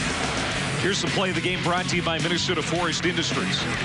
What a play it is. You see all the work by Will Merchant. He fights people off the puck. He keeps battling, gets free for a while. He's going to come right around the net here, try to stuff it in, doesn't. Watch this little play through his legs, spin around, up in the upper corner. 2-0 lead for Eagan. As we're going to have a timeout. It looks like being called here. Moorhead calls a timeout. So Dave Morinville will talk it over with his guys with 2:38 to go. His team down 2. And we'll be keeping an eye on the goaltender, Michael Bitzer, who has played exceptionally well here tonight, but he is going to have to come off at some point, Lou. I think he's going to come off early. That's why Morinville uses timeout right now. Usually you'd wait later so you can use the same line twice. But because you're down 2-0 and you've got 2:38 to go, I think he's going to set it up so that he wants these guys prepared. I wouldn't be surprised if it's about 2:10, 2 minutes, and we'd see this goaltender pulled. All right, here's what Friday is going to look like at the state tournament. Hibbing Chisholm, who was an underdog in Class A, got by Rochester, lured the seeded team. They'll play Hermantown, Thief River Falls, and St. Thomas Academy, the 1 seed. That's scheduled for about 1 o'clock. And then in the night games, Duluth East and Edina, and the winner of this game to take on Eden Prairie. That looks like a real exciting day all the way around. Yep, no doubt. It'll be a lot of fun. We've had some good tournament games, as you said already, Clay. We're seeing everything. As you look at Coach Mike Taylor telling his team what he wants to get done. If you look at Bitzer, he's already out with the hash marks. I'm not so certain that he won't come right to the bench right away, unless he's just a little eager. Now time is not their friend right now. They have to hurry. 2.5 to go. Moorhead trying to gain the zone. They do. Here comes Christian in. Goaltender heads off, but the save made by Boddicker. And the goaltender is off, so an extra attacker on for this draw that's in the Eagan zone. Yeah, you know, there's an old saying, Clay, it's no use protecting a loss, and that's why Morinville's not concerned about pulling the goaltender this far out. You need 2 goals, not 1, so he knows they're desperate and they got to go for it. Wrapped around. Back out at center. Eagan does a good job to clear. Not Christian. Trying to get it ahead. Sent toward the net. They score. Swept in from a long way out, and that makes it 3-0. Cody Mason, I think it was, that just got a stick on it, and it was either he or Sajak, but it didn't look like it was much of a shot. It didn't quite seem like it was going to get there, and it looked like the Moorhead player was going to be able to play it. But watch right here, the turnover, and it is Cody Mason. Just shoots it, and it seemed to go through Julian, who got a little frustrated then and slapped his stick on the net, as you will see right here. He thought he had it, but he was able to put it away as Eagan puts Moorhead away with a 3-0 lead, 2:10 to go. Cody Mason has to be one of the 3 stars of this game. He has thrown his body around. He had the biggest hit of the game. Now he gets goal number 3 of the night for Eagan. You're right, he did a lot of good things out here. He did it all. Hitting, scoring, handling the puck. Well, Dave Moore is definitely going to pull his goaltender again now, 1:50 to go. That was just the 3rd goal of the year for Mason. We said it before. He's on that top line with Zajac and Merchant, but he's not relied upon for the scoring punch. He does other things which we have seen him do, but he's going to be talking about that for years to come. Scored a goal at the state tournament. That's right. That's going to be a thrill he'll never forget.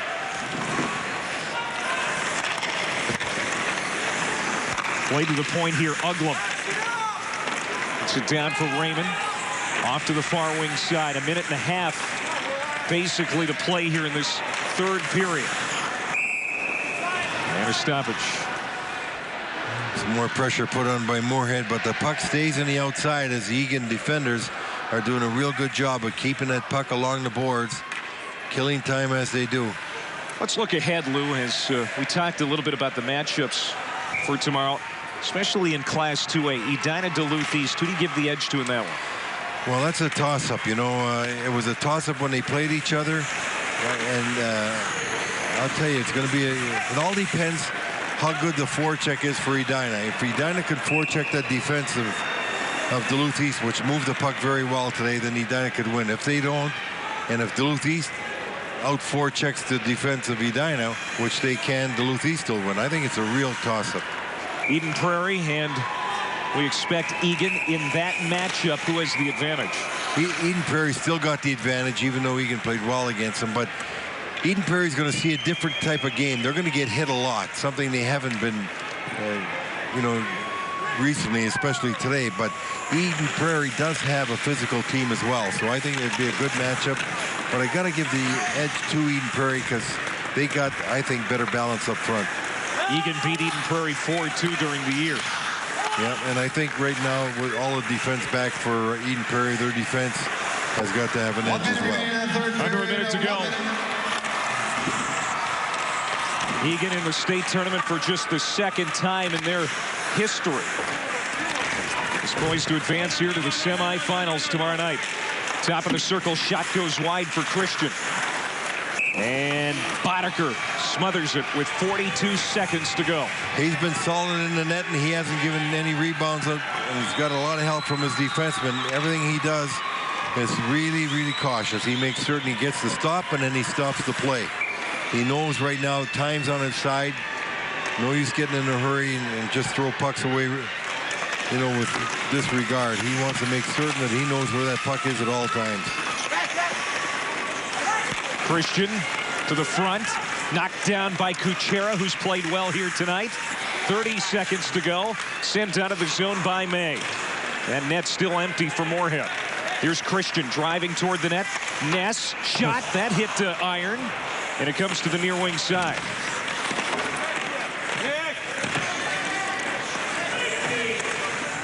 Nobody home in the slot for Moorhead.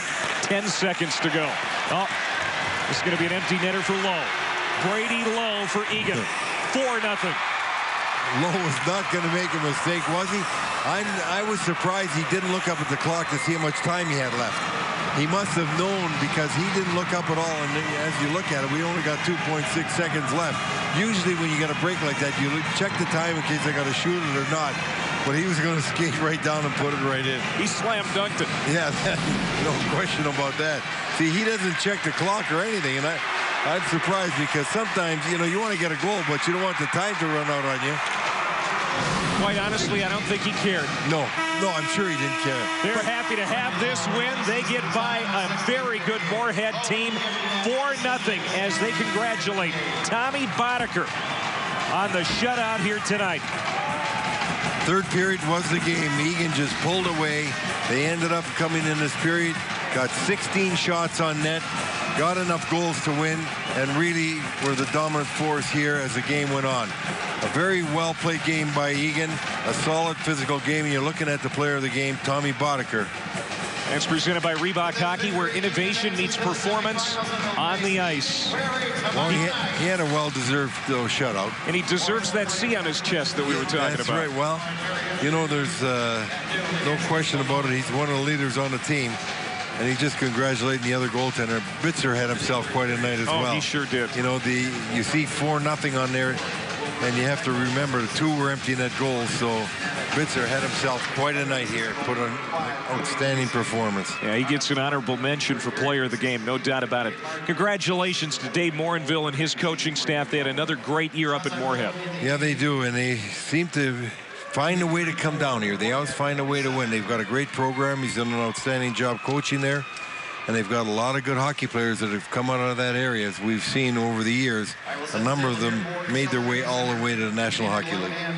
Like Cullen sitting right here with the Minnesota Wild. 4-0 Eagan, the winner. All of the seeded teams in 2A have advanced. Setting up tomorrow, Edina, Duluth East, Eden Prairie, and Eagan in the state semifinals tomorrow night. Let's go to Tori. Well, you come up with the first winner's bracket win in Eagan High School history. Take us through your goal. Tell me how you finally were able to break through late. I just battled in the corner, and the puck came loose and just kept coming at me. I don't know, I just got it out front, got a nice screen from a player, and just put it home. Was it frustrating at all in this game because they kept you bottled up? What did it do, or where at what point in this game did you really feel like you were able to take control? Started that third period, we started playing a lot better, and I thought we just started moving and we're faster and banging and just put it home. Seemed like you're pretty excited. You had a big celebration there. What was some of the things that you were thinking about as you probably realized maybe this is your biggest goal in your career? I don't know. I just was really happy and knew that we were up and had a chance to win it now. Going on. All right, congratulations and good luck tomorrow against a good Eden Prairie team. Thank you. All right, that's Will Merchant gets the big goal upstairs, Clegg. All right, Tori, thank you very much. It was a great day here on this Thursday at the state tournament. All of the quarterfinals are in the books now. Eagan with the win here, 4-0 over Moorhead. And that sets up semifinal Friday here in St. Paul. We'll talk about that when we come back. The post-game show is brought to you by Menards. Save big money at Menards.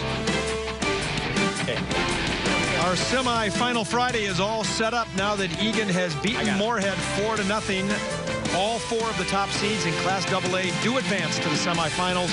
So we've got a lot of action ahead tomorrow here in the state of hockey. What an exciting day of hockey it has been. These days are always long with these 4 games, but boy, there's always a lot of excitement, Mike. It was a great day today. We had 4 really good games in the AA bracket. Any one of the teams could have won. This last game went down to the wire, even though it was 4-0. Let's take a look back. The first game of the day, Edina against Blaine. And Michael Sitt gets the tip in front of the net for Edina's 1-goal lead, 1-0 here early. And then Jake Sampson got the second goal. 3 guys right at the crease, pounds in the rebound. Coming up again on the side of the net here, the backhand is Andy Jordahl for Edina. And then Blaine had numerous chances late in the game here, but Gerard came up strong. A couple missed opportunities for Blaine, but Edina goaltender withstood the push at the end. Then the second game of the day, perhaps the most exciting because, of course, it went to double overtime. Duluth East over White Bear Lake. This was a great game. And Hunter Bergstrom got the first goal for Duluth East. And then Duluth East, Tom Donato one of their leading scorers, puts it away, gives East a 2-goal lead. Then you'll see White Bear get back in the game here with Brandon Wallen getting the first one.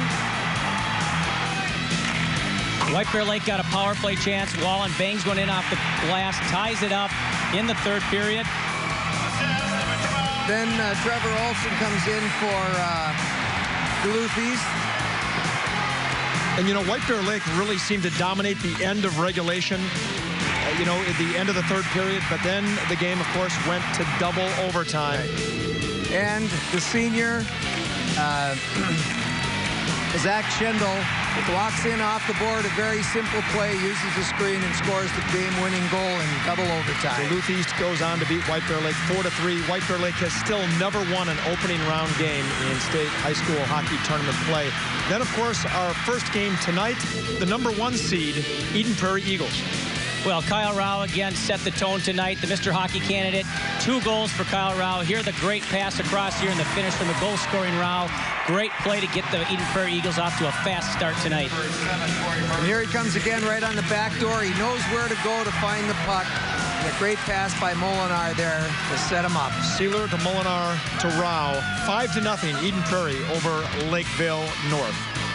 And what a game it was, what a day it was. And of course, we just had our last game of the night, Eagan over Moorhead. So again, all 4 of the top seeds will advance. So I think you can look at that and say the coaches did a wonderful job in seeding, and all the games were good.